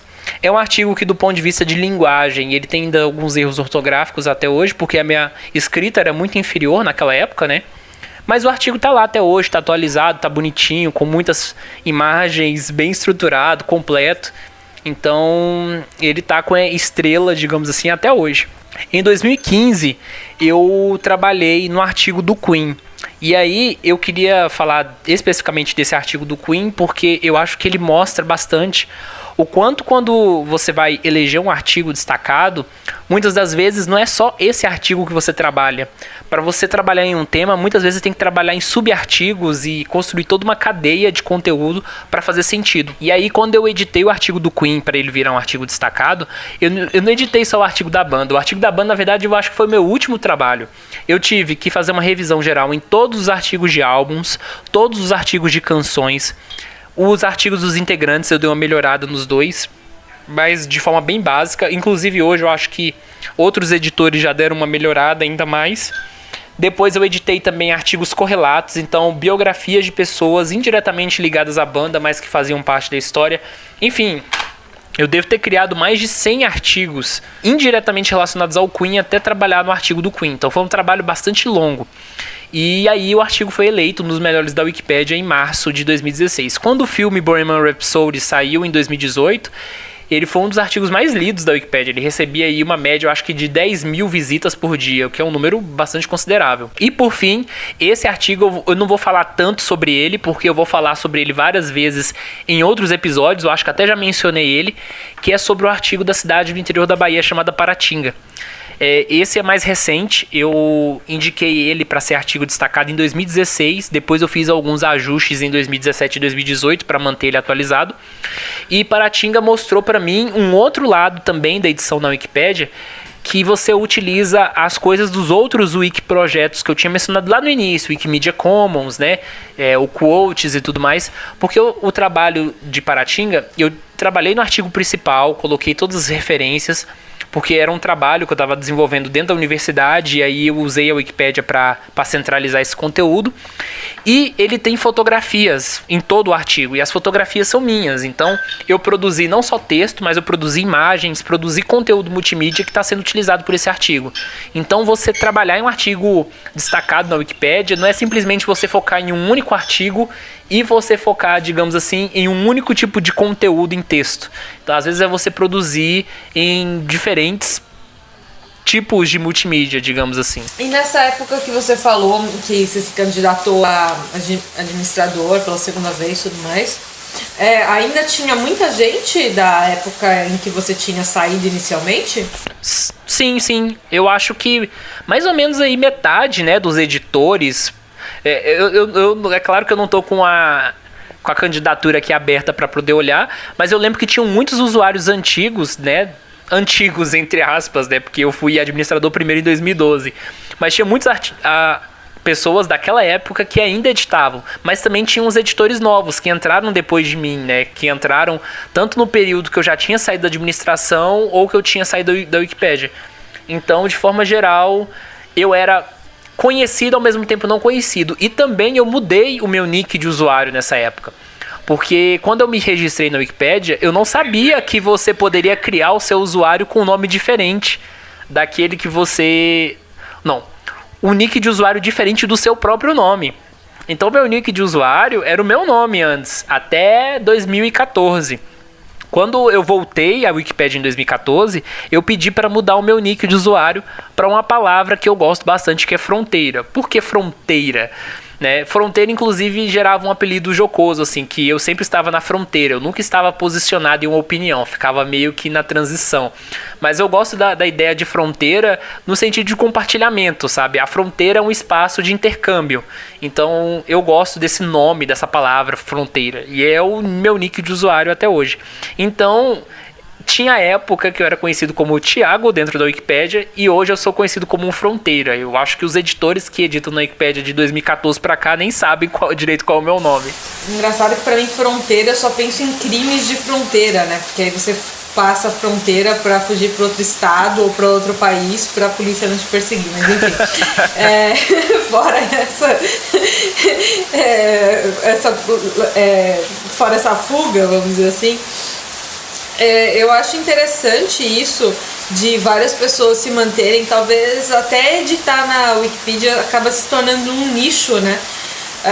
Apesar de ser um nicho grande hoje em dia, pelo menos bem maior do que era quando eu comecei a editar. E eu acho que envolve várias coisas. Além de você gostar de passar o seu conhecimento adiante, você ter o conhecimento, tem que escrever bem, tem que ter paciência. Então são várias habilidades que a gente acaba exercitando ali ao contribuir, né? Eu acho isso bem interessante. Agora, por minha vez, eu não tenho a menor ideia de quem eram os administradores da minha época, justamente pelo meu lado bem antissocial, né? Eu não participava de nada, eu não sabia nada do que estava acontecendo. Ah, sim, não, entendo perfeitamente. E dos usuários da sua época, muitos deles não editam mais. Envolveram em brigas homéricas ou simplesmente o tempo da vida, né? Porque quando você edita na Wikipédia com 17 anos, você tem um tempo. Quando você edita na Wikipédia com 27, com 30, você tá numa outra lógica da vida e você não vai ter tempo necessariamente para ficar editando artigo. Então, é muito normal que editores ao longo de certo tempo, ou eles editem menos, como por exemplo é o meu caso e o seu, ou eles sumam completamente, como também foi o seu caso até um certo momento. Ah, sim, até por conta de, às vezes, você se interessar mais por uma outra wiki, né? Agora, outra coisa que você falou sobre o nick, na época em que eu me cadastrei na Wikipedia, eles não... Eu não sei como tá agora, mas eles não perguntavam um nick, né? Eles perguntavam o nome.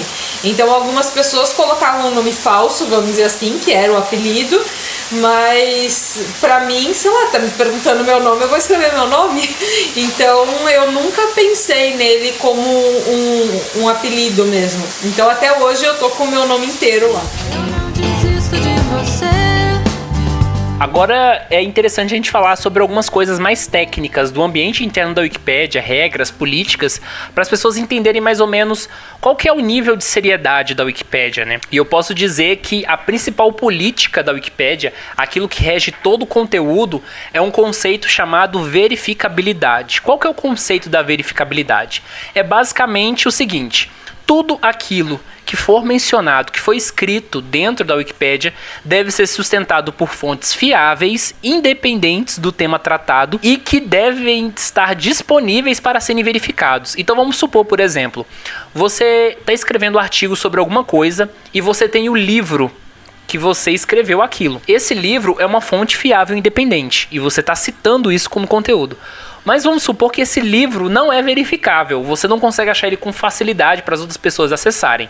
Então, ainda, apesar dessa fonte ser fiável e ser uma fonte utilizada dentro da Wikipédia, ela ainda não é o ideal. O ideal é que tudo que você cite, as pessoas possam verificar para ver se é realmente confiável. Então, assim, o princípio geral sobre a Wikipédia, que a gente pode dizer assim, é claro que está fora de uma coisa chamada 5 pilares da Wikipédia, mas enfim, é uma das regras que pode dizer que diz respeito diretamente à confiabilidade do próprio projeto. E eu posso dizer também que a partir desse conceito de verificabilidade, a gente pode dizer que a Wikipédia, à luz do método científico, é como se fosse um grande agregador de revisões bibliográficas.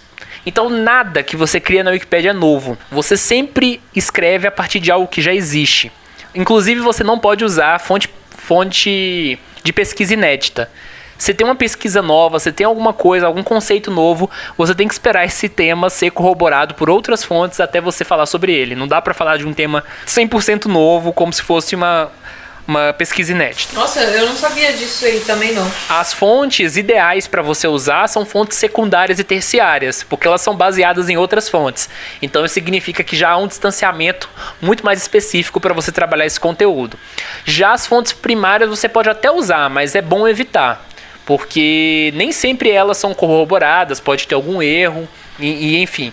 Então assim, do ponto de vista teórico, a Wikipédia tem um rigor muito grande com relação a fontes e tudo mais, mas nem sempre, historicamente, essa rigidez foi estabelecida e até hoje ainda tem um certo grau de flexibilidade, mas esse é a diretriz, é a meta que a gente quer caminhar dentro de como comunidade. E aí, quando a gente fala de citar referências, também tem uma outra questão, que a Wikipédia, entre aspas, elas, não entre aspas, mas literalmente, eu acho que isso é algo utópico, mas ela quer alcançar um ponto de vista neutro sobre as coisas, uma visão de imparcialidade. E a gente sabe que imparcialidade é um conceito meio utópico, mas se você puder aplicar isso em termos de linguagem, a Wikipédia tem esse rigor. Então, por exemplo, todo artigo que é estruturado, ele tenta manter diferentes pontos de vista que são corroborados por fontes. E isso basicamente por um motivo, por uma questão educativa, né? Especialmente em temas controversos.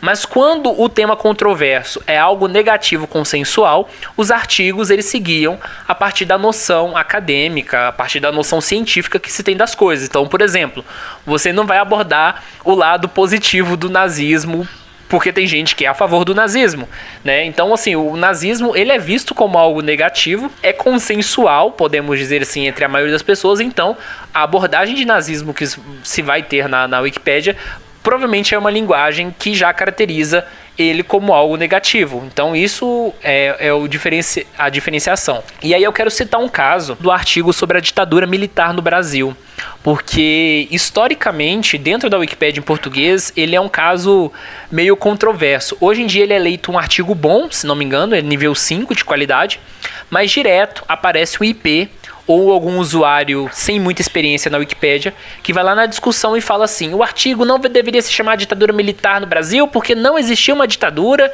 e o artigo deveria se chamar regime militar ou alguma coisa do tipo. E aí sempre tem que apresentar que houve uma longa discussão sobre isso, que a comunidade acadêmica inteira tem de certa forma, tem um consenso que esse período foi uma ditadura, e a Wikipédia se rege a partir do que as fontes dizem. Então, não importa se as pessoas acham ou tiram alguma coisa da cabeça que não houve ditadura. Então, o artigo da Wikipédia vai se chamar de ditadura militar, né? Então, tem essas coisas assim. Então, a gente tenta adotar um ponto de vista neutro, mas a gente não nega, digamos assim, a ciência ou a história para poder ficar agradando o ponto de vista que as pessoas acham que seja neutro. E aí, um desses exemplos de você mostrar opiniões com um distanciamento que eu posso utilizar a partir daquilo que eu edito são os artigos sobre música. Então você vai abrir um artigo sobre um álbum famoso, você vai encontrar geralmente uma seção chamada recepção da crítica. Essa seção geralmente fala sobre as opiniões que os grandes jornais, as grandes revistas sobre música, os portais tiveram dos álbuns. Então você acaba escrevendo pela sua linguagem aquilo que os outros disseram em termos de opinião. E aí você faz uma análise, assim, a maioria das análises dos discos foram positivas, o disco foi recebido de forma mista ou negativa. Então, assim, é essa forma que a gente tem também de trabalhar a opinião dentro da Wikipédia. E, por fim, se eu for falar também de questões internas da comunidade, nós temos visões muito diferentes das pessoas com relação àquilo que deve existir ou não existir na Wikipédia. Se a gente tem um mundo do ponto de vista político, que as pessoas, ainda mais hoje em dia, nesses conflitos políticos muito grandes, existe um racha entre direita e esquerda, digamos que a Wikipédia tem a sua direita e esquerda também em relação à questão de artigos. Então você tem duas visões sobre criação de artigos que regem as posições de quase todos os editores, que é o inclusionismo e o exclusionismo. Digamos que dentro da comunidade da Wikipédia ficou quase convencionado que o inclusionismo seria, digamos assim, a esquerda da Wikipédia, o exclusionismo seria a direita. O exclusionismo, por uma regra geral, é aquela visão do editor que ele pensa assim que tudo que não é relevante, tudo aquilo que não está no estado de qualidade atual, deve ser eliminado ou não deve nem ser criado. Só deve existir aquilo que esteja realmente em um nível bom, assim, em termos de relevância e em termos de qualidade. Então é um modo de ver a colaboração dentro da Wikipédia de forma mais restritiva. E você tem o inclusionismo.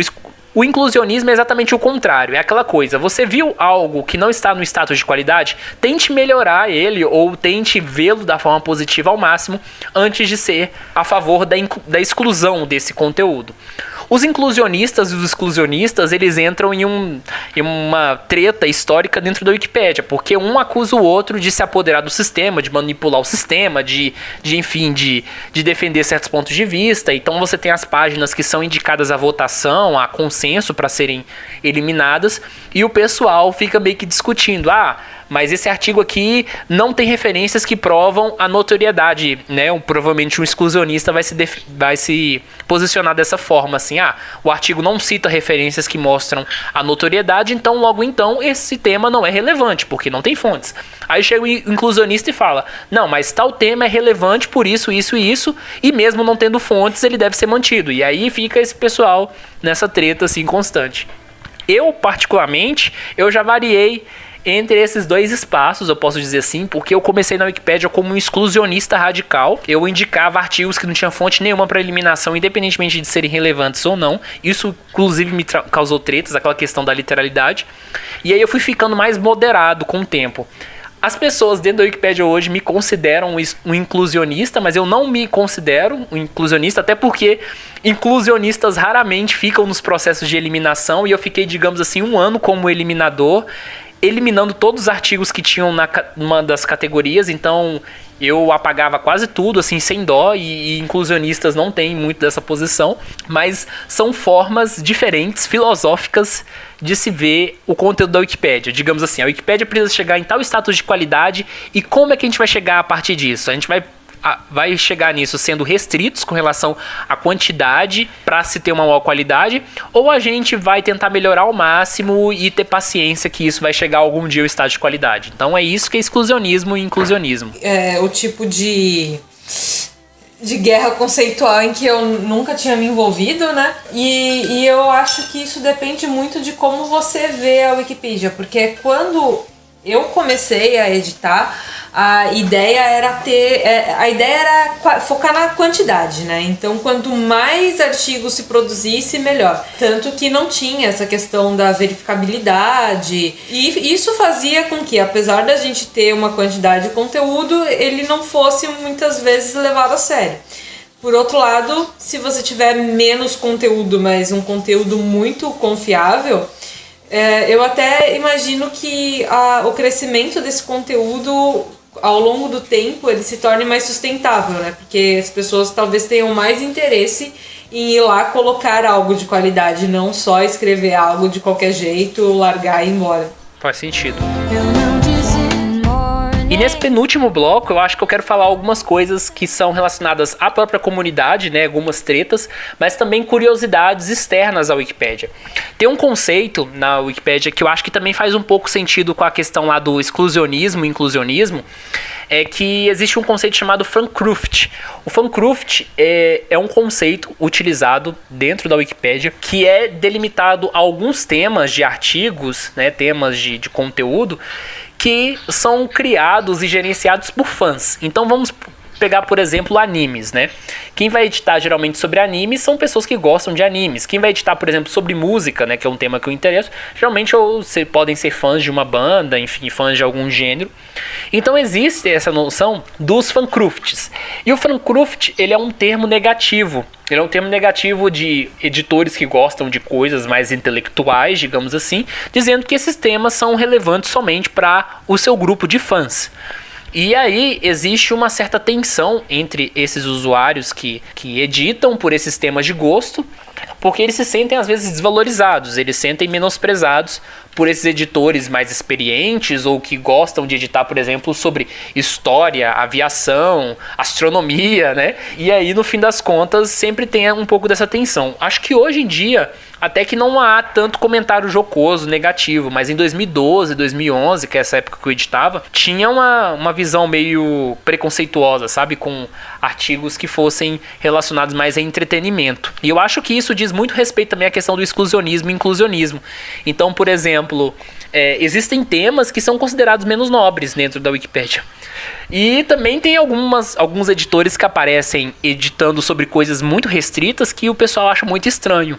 Então, por exemplo, até uns anos atrás, a gente tinha uma onda de artigos sobre atrizes pornográficas que pegava atrizes estrangeiras que nem a Wikipédia em inglês tinha. E aí o pessoal falava assim, qual é a relevância de uma atriz de filmes adultos para uma enciclopédia? E aí tinha um pouco dessa discussão, sabe? Que se mantém até hoje com relação a vários temas. Ou jogadores de futebol, enfim, uma série de coisas. E nisso você tem que tomar cuidado, por exemplo, de não começar, como você falou, colocar, sei lá, a sua irmã que vende Jequiti e achar que aquilo é relevante. Mas discutir a relevância de alguma coisa é bem complicado mesmo. Volta para a questão de qual é a finalidade da Wikipedia. Então, relevante para o quê? Então, como essa finalidade nunca ficou tão definida, assim, nunca foi restrita, isso abre margem para muita discussão. É por isso que acabou surgindo ao longo dos anos os chamados critérios de notoriedade. Os critérios de notoriedade são regras na Wikipédia aprovadas com relação a vários temas de várias áreas do conhecimento que indicam critérios para mostrar se um tema é relevante ou não. O critério geral para tudo diz que um tema é relevante se você tiver várias fontes fiáveis, independentes, fora do tema, que mostrem a notoriedade desse tema. Então vamos supor que existem 10 referências que mostram que o tema não só existe, mas é importante. E aí a notoriedade está comprovada. No entanto, como o conhecimento humano ele é quase infinito e existem várias áreas e sub-áreas, os critérios de notoriedade acabam não conseguindo, digamos assim, abarcar tudo. Então você acaba usando alguns critérios mais gerais e mais próximos para isso. Mas é claro que as pessoas têm interpretações diferentes do que é notável ou não. Então às vezes alguém fala que alguém se posiciona a favor da eliminação, dizendo que as fontes não indicam que tem relevância. E pode aparecer alguém em seguinte falando que as fontes indicam relevância. Aí você tem um pouco dessa tensão. E aí eu queria falar um pouco também sobre a leitura que a imprensa faz da Wikipédia, porque as pessoas não só popularmente, mas também como a própria imprensa, interpreta a Wikipédia como se ela não fosse uma enciclopédia, como se ela fosse um repositório de perfis de famosos, sabe? Então é muito comum você pesquisar, você fazer uma busca usando o Google, usando a palavra perfil e Wikipédia, e você vai ver um monte de grandes jornais e publicações jornalísticas falando, por exemplo, de algum famoso. Perfil de famoso tal é vandalizado, e coloca uma frase, sabe? Primeiro que é uma coisa assim totalmente idiota para ser noticiada, porque vandalismos ocorrem o tempo todo na Wikipédia e às vezes eles não duram nem 5 segundos. E aí alguém lá da imprensa resolve escrever um artigo, uma notícia sobre um ataque que durou 5 segundos e que não teve relevância quase nenhuma, sabe? No artigo de alguém. E ainda chama isso de perfil. Não, toda entrada que tem na Wikipédia se chama artigo ou verbete. Verbete é exatamente esse termo que é utilizado para uma entrada que tem dentro da enciclopédia, né? O tema que é abordado na enciclopédia. Então você não tem perfis na Wikipédia, porque a Wikipédia não é uma rede social. A Wikipédia é uma enciclopédia e o seu conteúdo são verbetes. E aí, as pessoas ainda têm essa noção de que a Wikipédia é um ambiente não confiável, que é uma terra sem lei, que é instrumento político. E isso me lembra muito a entrevista que o nosso atual presidente, Jair Bolsonaro, deu no Roda Viva, em julho de 2018. Porque o apresentador Ricardo Lessa, em um certo momento, ele citou a Wikipédia, porque o artigo do Jair na Wikipédia citava ele como uma figura controversa. O que eu acho que, independentemente das pessoas serem a favor ou contra ele, é meio que claro. Ele é uma figura controversa, até porque não há um dia que as pessoas não fazem discussões acaloradas, né, sobre ele e etc. E aí as pessoas começaram a fazer piadinhas, falando assim, o Roda Viva usou a Wikipédia como citação, como se a Wikipédia não tivesse confiabilidade nenhuma, né?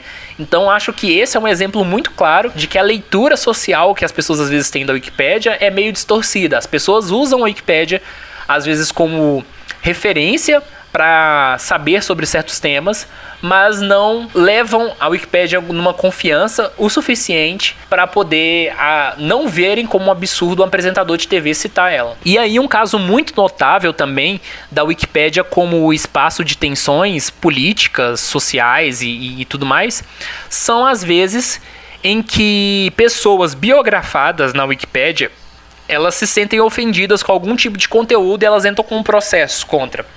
Então, por exemplo, em 2012, a gente teve um caso muito emblemático que envolveu o ministro do STF, Gilmar Mendes. Tinha um editor da Wikipédia, que ele era de Brasília, estudava na UNB, e aí ele pegou várias matérias que saíram em algumas publicações jornalísticas, se não me engano, da Carta Capital, porque tinha denúncias, né, que foram feitas contra o ministro, e aí ele publicamente disse que a Wikipédia estava sendo aparelhada e sendo partidarizada. E aí ele disse que o artigo dele estava sendo alvo de ataque ideológico, né? E aí ele começou a alterar o próprio artigo dele, se não me engano, lá de dentro mesmo do STF, e tirando as informações negativas sobre ele e deixando só as positivas. E isso foi, obviamente, revertido pelos usuários, principalmente por esse usuário, que eu não vou citar o nome dele porque, né, não vale a pena expor ele aqui. E aí o Gilmar Mendes entrou com um processo diretamente sobre ele, sabe? E aí a comunidade da Wikipédia teve que, alguns editores, né, ajudar financeiramente para arrumar advogado, porque era um absurdo. Você imagina, você é um estudante de universidade, você tem 22, 23 anos, e aí o ministro do STF te processa, um cara extremamente poderoso, porque você colocou no artigo dele, dentro da Wikipédia, informações que são sustentadas por fontes citadas, e ele te processa porque ele não gostou disso. Então foi um caso muito complicado. E como que terminou? E aí que o Gilmar Mendes perdeu. Ainda bem, né? Ainda bem. E aí, isso também faz um link com uma política da Wikipédia chamada biografia de pessoas vivas. Tem uma regra na Wikipédia que toda vez que você vai escrever sobre pessoas vivas, algo que seja controverso ou não, você tem que ter um cuidado redobrado com fontes. Porque todo conteúdo difamatório que tiver e não tiver, digamos assim, uma sustentação em fontes, né, o que for considerado difamatório, é um argumento possível para que pessoas entrem em um processo contra a Wikipédia. E aí isso cria um problema muito grande, né, financeiro, para um projeto que é sem fins lucrativos. Você vai falar alguma coisa? Não, pode continuar. Eu tava só pensando no caso do Gilmar Mendes aí. E aí, fora disso, eu quero falar sobre um tema muito rapidamente, mas aí quem tiver interesse depois pesquise, que na Wikipedia a gente tem um problema muito sério com relação à comunidade de usuários, chamado Sock Puppet. O Sock Puppet é basicamente o fake, né? Um usuário, para manipular o sistema, ele cria várias contas, ele se comporta de forma diferente, como se ele fosse um usuário novo, e ele vota, digamos assim, de forma numerada em várias votações, ou ele já é um usuário banido e ele volta para a Wikipedia usando um outro nick de usuário para poder burlar o bloqueio. E isso é um caso complicado, porque você tem vários casos famosos de sock puppets. Eu não vou mencionar nenhum aqui, porque eu não vou dar publicidade para picareta, né, digamos assim. Mas essas pessoas envolvem, às vezes, pessoas físicas, ou às vezes envolvem empresas por trás disso, sabe? Que querem lucrar com a Wikipédia, que querem usar a Wikipédia como trampolim para alguma coisa. E é tão complicado que aí os verificadores de contas, aqueles caras lá que tem o cargo, eles têm que trabalhar durante um longo tempo, um tempo que eles deveriam investir em artigos, para ficar, digamos assim, patrulhando e perseguindo, digamos assim, entre aspas, esses usuários que estão quebrando as regras. Então isso também é um problema dentro da Wikipédia e que por enquanto a gente não tem muitas soluções não.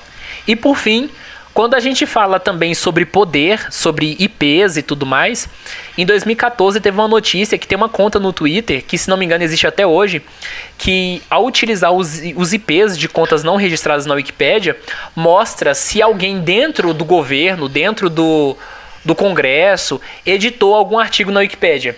E aí direto sai alguma notícia bizarra, né? Que, sei lá, alguém dentro do Congresso editou o artigo sobre bolo, ou editou o artigo sobre a Gretchen, enfim. Tudo que for direcionado a um IP que está dentro do governo e que não for uma conta registrada, é noticiado por esse robô, digamos assim, que tem uma conta no Twitter. E é administrado por um usuário da Wikipédia. Mas qualquer edição não precisa ser uma edição relevante, assim. Qualquer edição. Aparece lá, digamos assim, forma automática já. Mas qual a finalidade disso? É de certa forma também, eu acho, de mostrar o que tem sido relevante para os congressistas e para as pessoas que são membros do governo. Porque a pessoa usar a internet do espaço público para editar sobre algum tema específico, né, indica algum posicionamento. Porque, por exemplo, recentemente saiu uma notícia de que alguém dentro do próprio governo, dentro do Congresso, enfim, editou o artigo sobre a ditadura militar mudando para regime, sabe? Então, assim, às vezes saem uns furos desses, sabe? E aí eu acho que a gente pode fechar, né? Com como colaborar com a Wikipédia. Então, como contribuir com a Wikipedia? O principal jeito, claro, é ajudando na edição, fazendo uma edição séria, né? Primeiro, antes de começar a editar, eu indico que vocês leiam um pouco sobre como funciona mesmo esse processo de edição hoje. Eles estão bem mais organizados, então existem os links de apoio, tanto para você aprender um pouco mais sobre o código, mas sobre essas regras mesmo de referência e tudo mais, para evitar que você faça como eu fazia na época que era tudo uma zona, então que simplesmente chegava lá, digitava alguma coisa e partia para o próximo sem verificar nada. Lembre-se que existem as outras Wikipedias mais de nicho, caso você tenha interesse, mas também não se esqueça do que eu estava falando mais cedo, de que eu cheguei a editar uma Wikipedia mais de nicho e acabei perdendo muitas das minhas informações quando ela foi descontinuada, né? Então, é uma coisa que é bem chata, porque eu investi muito, muito tempo naquilo. Então, muito, muito tempo no sentido de meses e meses trabalhando por dias e dias. Então, se você tiver mesmo a fim de fazer alguma coisa, é legal tentar abordar os vários assuntos, ou os vários domínios diferentes. Sempre vai ter um assunto que interessa, que precisa ou de edição ou de melhoria. Então, naquelas páginas novas, páginas pedidas, você provavelmente vai encontrar alguma coisa que te interesse ali para contribuir um pouco. E mesmo que você não queira contribuir assim de uma forma regular, é possível fazer contribuições pequenas, né, ao longo do tempo. E você pode escrever sobre o tema que você quiser, né? Então, por exemplo, você tem a Thaís, que escrevia sobre astronomia, tem eu, que já escrevi muita coisa sobre música e geografia, e tem o Pedro, que participou do nosso episódio sobre Paul McCartney, que foi o episódio da semana passada, que ele entrou na Wikipédia esse ano, inclusive, criando artigos sobre NBA e sobre Paul McCartney. Então, você pode escrever sobre o que você quiser, desde que você saiba aí um pouco da questão de referências, enfim. Compartilhar o conhecimento é sempre importante. Desde que você saiba cumprir essas regrinhas, você não precisa se envolver na comunidade. Eu nunca fui envolvida na comunidade como o Thiago, não é o tipo de coisa que me atrai. Eu acho que o pessoal cria muita treta por nada. Eu só ficava um pouco chateada se alguém revertia alguma coisa que eu fazia ou coisas do tipo, né? Mas também na época era algo mais disperso mesmo. E qualquer dúvida que você tiver com relação à Wikipédia, envie um e-mail pra gente, para ouvinte@introvertendo.com.br, que a Thaís e eu, a gente dá umas dicas aí, dá uma colaborada. Assim, a Wikipédia não é um espaço para construir amizades, tá, pessoal? Então, se alguém quiser colaborar na Wikipédia, mas quiser uma ajuda técnica, a gente dá, mas a Wikipédia não é, digamos assim, espaço para construir amizades. Mas eu tô com o meu nick lá, então se você é um usuário novo e precisa de alguém para dar dicas, para ajudar, eu posso ser uma espécie de tutor, assim, né? A função de tutoria não existe mais na Wikipédia, mas de forma informal dá para fazer isso. Então, enfim, espero que muita gente colabore para a Wikipédia ouvindo o nosso episódio, enfim. Sim, porque muita gente acaba usando o conhecimento que a gente deixa lá, por menor que seja, assim, mesmo que seja algo específico, as pessoas olham e acabam aproveitando em algum momento. Assim como, muito provavelmente, a maior parte das pessoas que estão ouvindo esse episódio já usaram a Wikipedia em algum momento. E como pessoas, né, que têm o diagnóstico de autismo, que é algo bem presente entre o nosso público, eu acho que as pessoas têm hiperfocos, têm temas de interesse bastante específicos e muitas vezes um conhecimento tão estruturado sobre um tema que seria fundamental isso estar compartilhado com o mundo. Não só estruturado, mas que a gente consegue organizar mesmo, né? Se empenhar em organizar tanto as ideias quanto o próprio artigo. E o Wikicode, que é o código usado para montar as páginas, mas tipo HTML, sabe? Só que é muito mais simples. Provavelmente vocês vão achar divertido também. Pelo menos se vocês gostam de ficar observando padrões, é uma coisa que dá para aprender com relativa facilidade.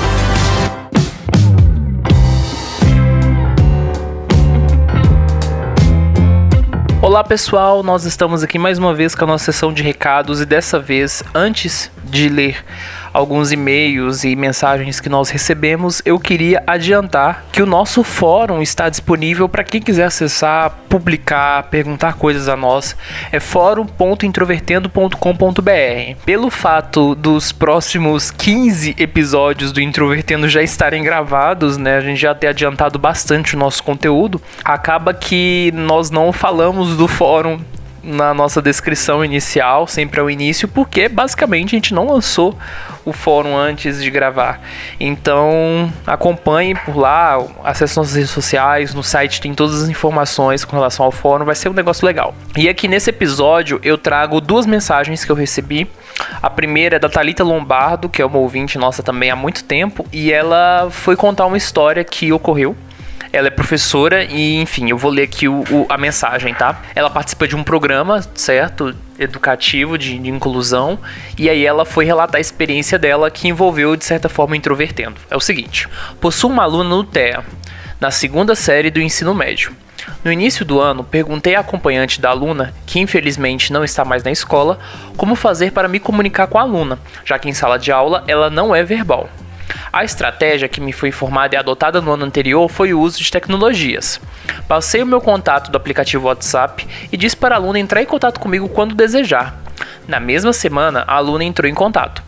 Possui dificuldade na escrita, mas manuseia bem os outros recursos do aplicativo, facilitando a nossa comunicação com relação aos conteúdos da aula. Como a escola que trabalho não possui sala de recursos e a aluna não tem mais um profissional que a acompanhe, como foi em 2018 e o início de 2019, encontro novamente dificuldades em avaliá-la de forma realmente inclusiva, de maneira que essa inclusão vá além do processo de socialização que corresponde às dificuldades do autista, mas que a inclua no processo de conhecimento efetivo. Na leitura do texto Formação Inicial de Professores de Educação Especial, que tá linkado aqui no print que ela me enviou. Perceba a proposta em quebrar o tabu da relação aluno-portador de necessidade especial versus problema-empecilho. A falta de estrutura e profissionais é um dos principais empecilhos que surgem em nosso caminho e, entre aspas, bloqueiam nossas ações de certa forma para alcançar ou iniciar a caminhada pela educação de fato inclusiva.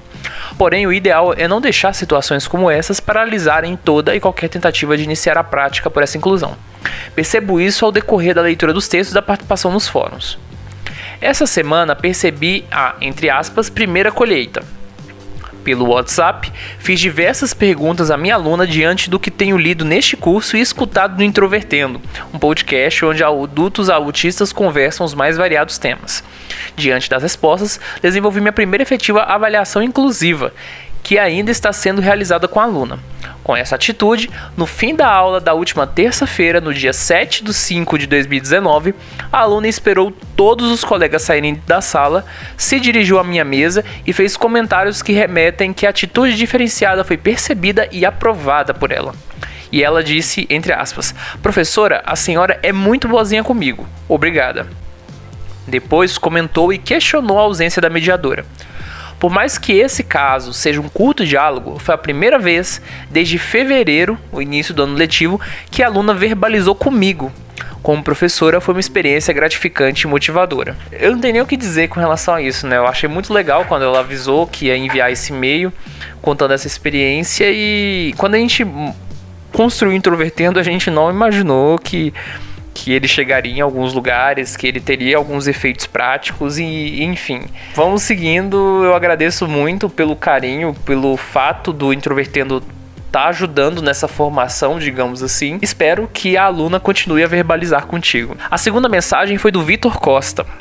Ele disse o seguinte: escutei o episódio 49 sobre as mães autistas e queria lhe parabenizar pela abordagem muito didática ao mostrar de forma muito clara e objetiva sobre os dilemas e questões enfrentadas pelas mães autistas dentro desse universo neurotípico. Queria sugerir um tema para as próximas edições, ao falar sobre o preconceito enfrentado por autistas que não querem ter filhos, e como essa cobrança por a todo custo exercer a maternidade e paternidade prejudica os relacionamentos entre um autista e uma neurotípica ou um casal que é autista. Um abraço e até a próxima. Então, Vitor, eu vou anotar esse tema. Se tudo der certo, a gente grava ao longo de 2019. Eu acho que é interessante o episódio que fale sobre a questão da maternidade de forma geral, né? Maternidade e paternidade, porque aí dá para englobar até quem escolheu ter filhos, quem não escolheu, quais são as diferenças, se ocorreram pressões sociais nesse sentido. Mas uma coisa que eu digo a você e para todo mundo que ouve o Introvertendo é que, pelo fato dos próximos 15 episódios do Introvertendo já estarem gravados, a nossa resposta de atender os temas que as pessoas sugerem é um pouco devagar. Então vai demorar uns meses aí, mas esse episódio vai sair, tá anotado. É uma ideia muito legal, inclusive. E, enfim, espero que seja uma discussão bastante produtiva. Se você tiver qualquer crítica, qualquer opinião, qualquer coisa a comentar com a gente, envie um e-mail para ouvinte@introvertendo.com.br, e se você quiser fazer um contato mais específico, institucional, digamos assim, você manda um e-mail para contato@introvertendo.com.br. Nós estamos nas redes sociais, é só você achar o nosso Facebook, Twitter ou Instagram, @introvertendo, e é por esses canais que você entra em contato com a gente. E é claro, o nosso site que é introvertendo.com.br. Queria avisar vocês que toda terça-feira está saindo vídeo lá no nosso canal do YouTube. Nós também estamos liberando uma versão clean, né, dos episódios sem músicas de fundo. É muito legal que toda semana eu recebo um feedback novo das pessoas falando o quanto que a versão sem músicas de fundo está ajudando a acompanhar o Introvertendo. Então eu fico bastante satisfeito que isso está tendo algum tipo de utilidade. E em breve nós vamos ter aí algumas novidades com relação ao Introvertendo, mas vocês vão ter que continuar ouvindo a gente e acompanhar todas as nossas novidades para saber o que é. É isso mesmo. Inclusive, a própria questão da Thaís utilizar a Wikipédia para editar, ela ter redescobrido, vocês vão ter que descobrir qual foi o episódio futuro em que ela chegou a essa conclusão, certo? Então, um abraço para vocês, muito obrigado mais uma vez e até a próxima semana. Tchau!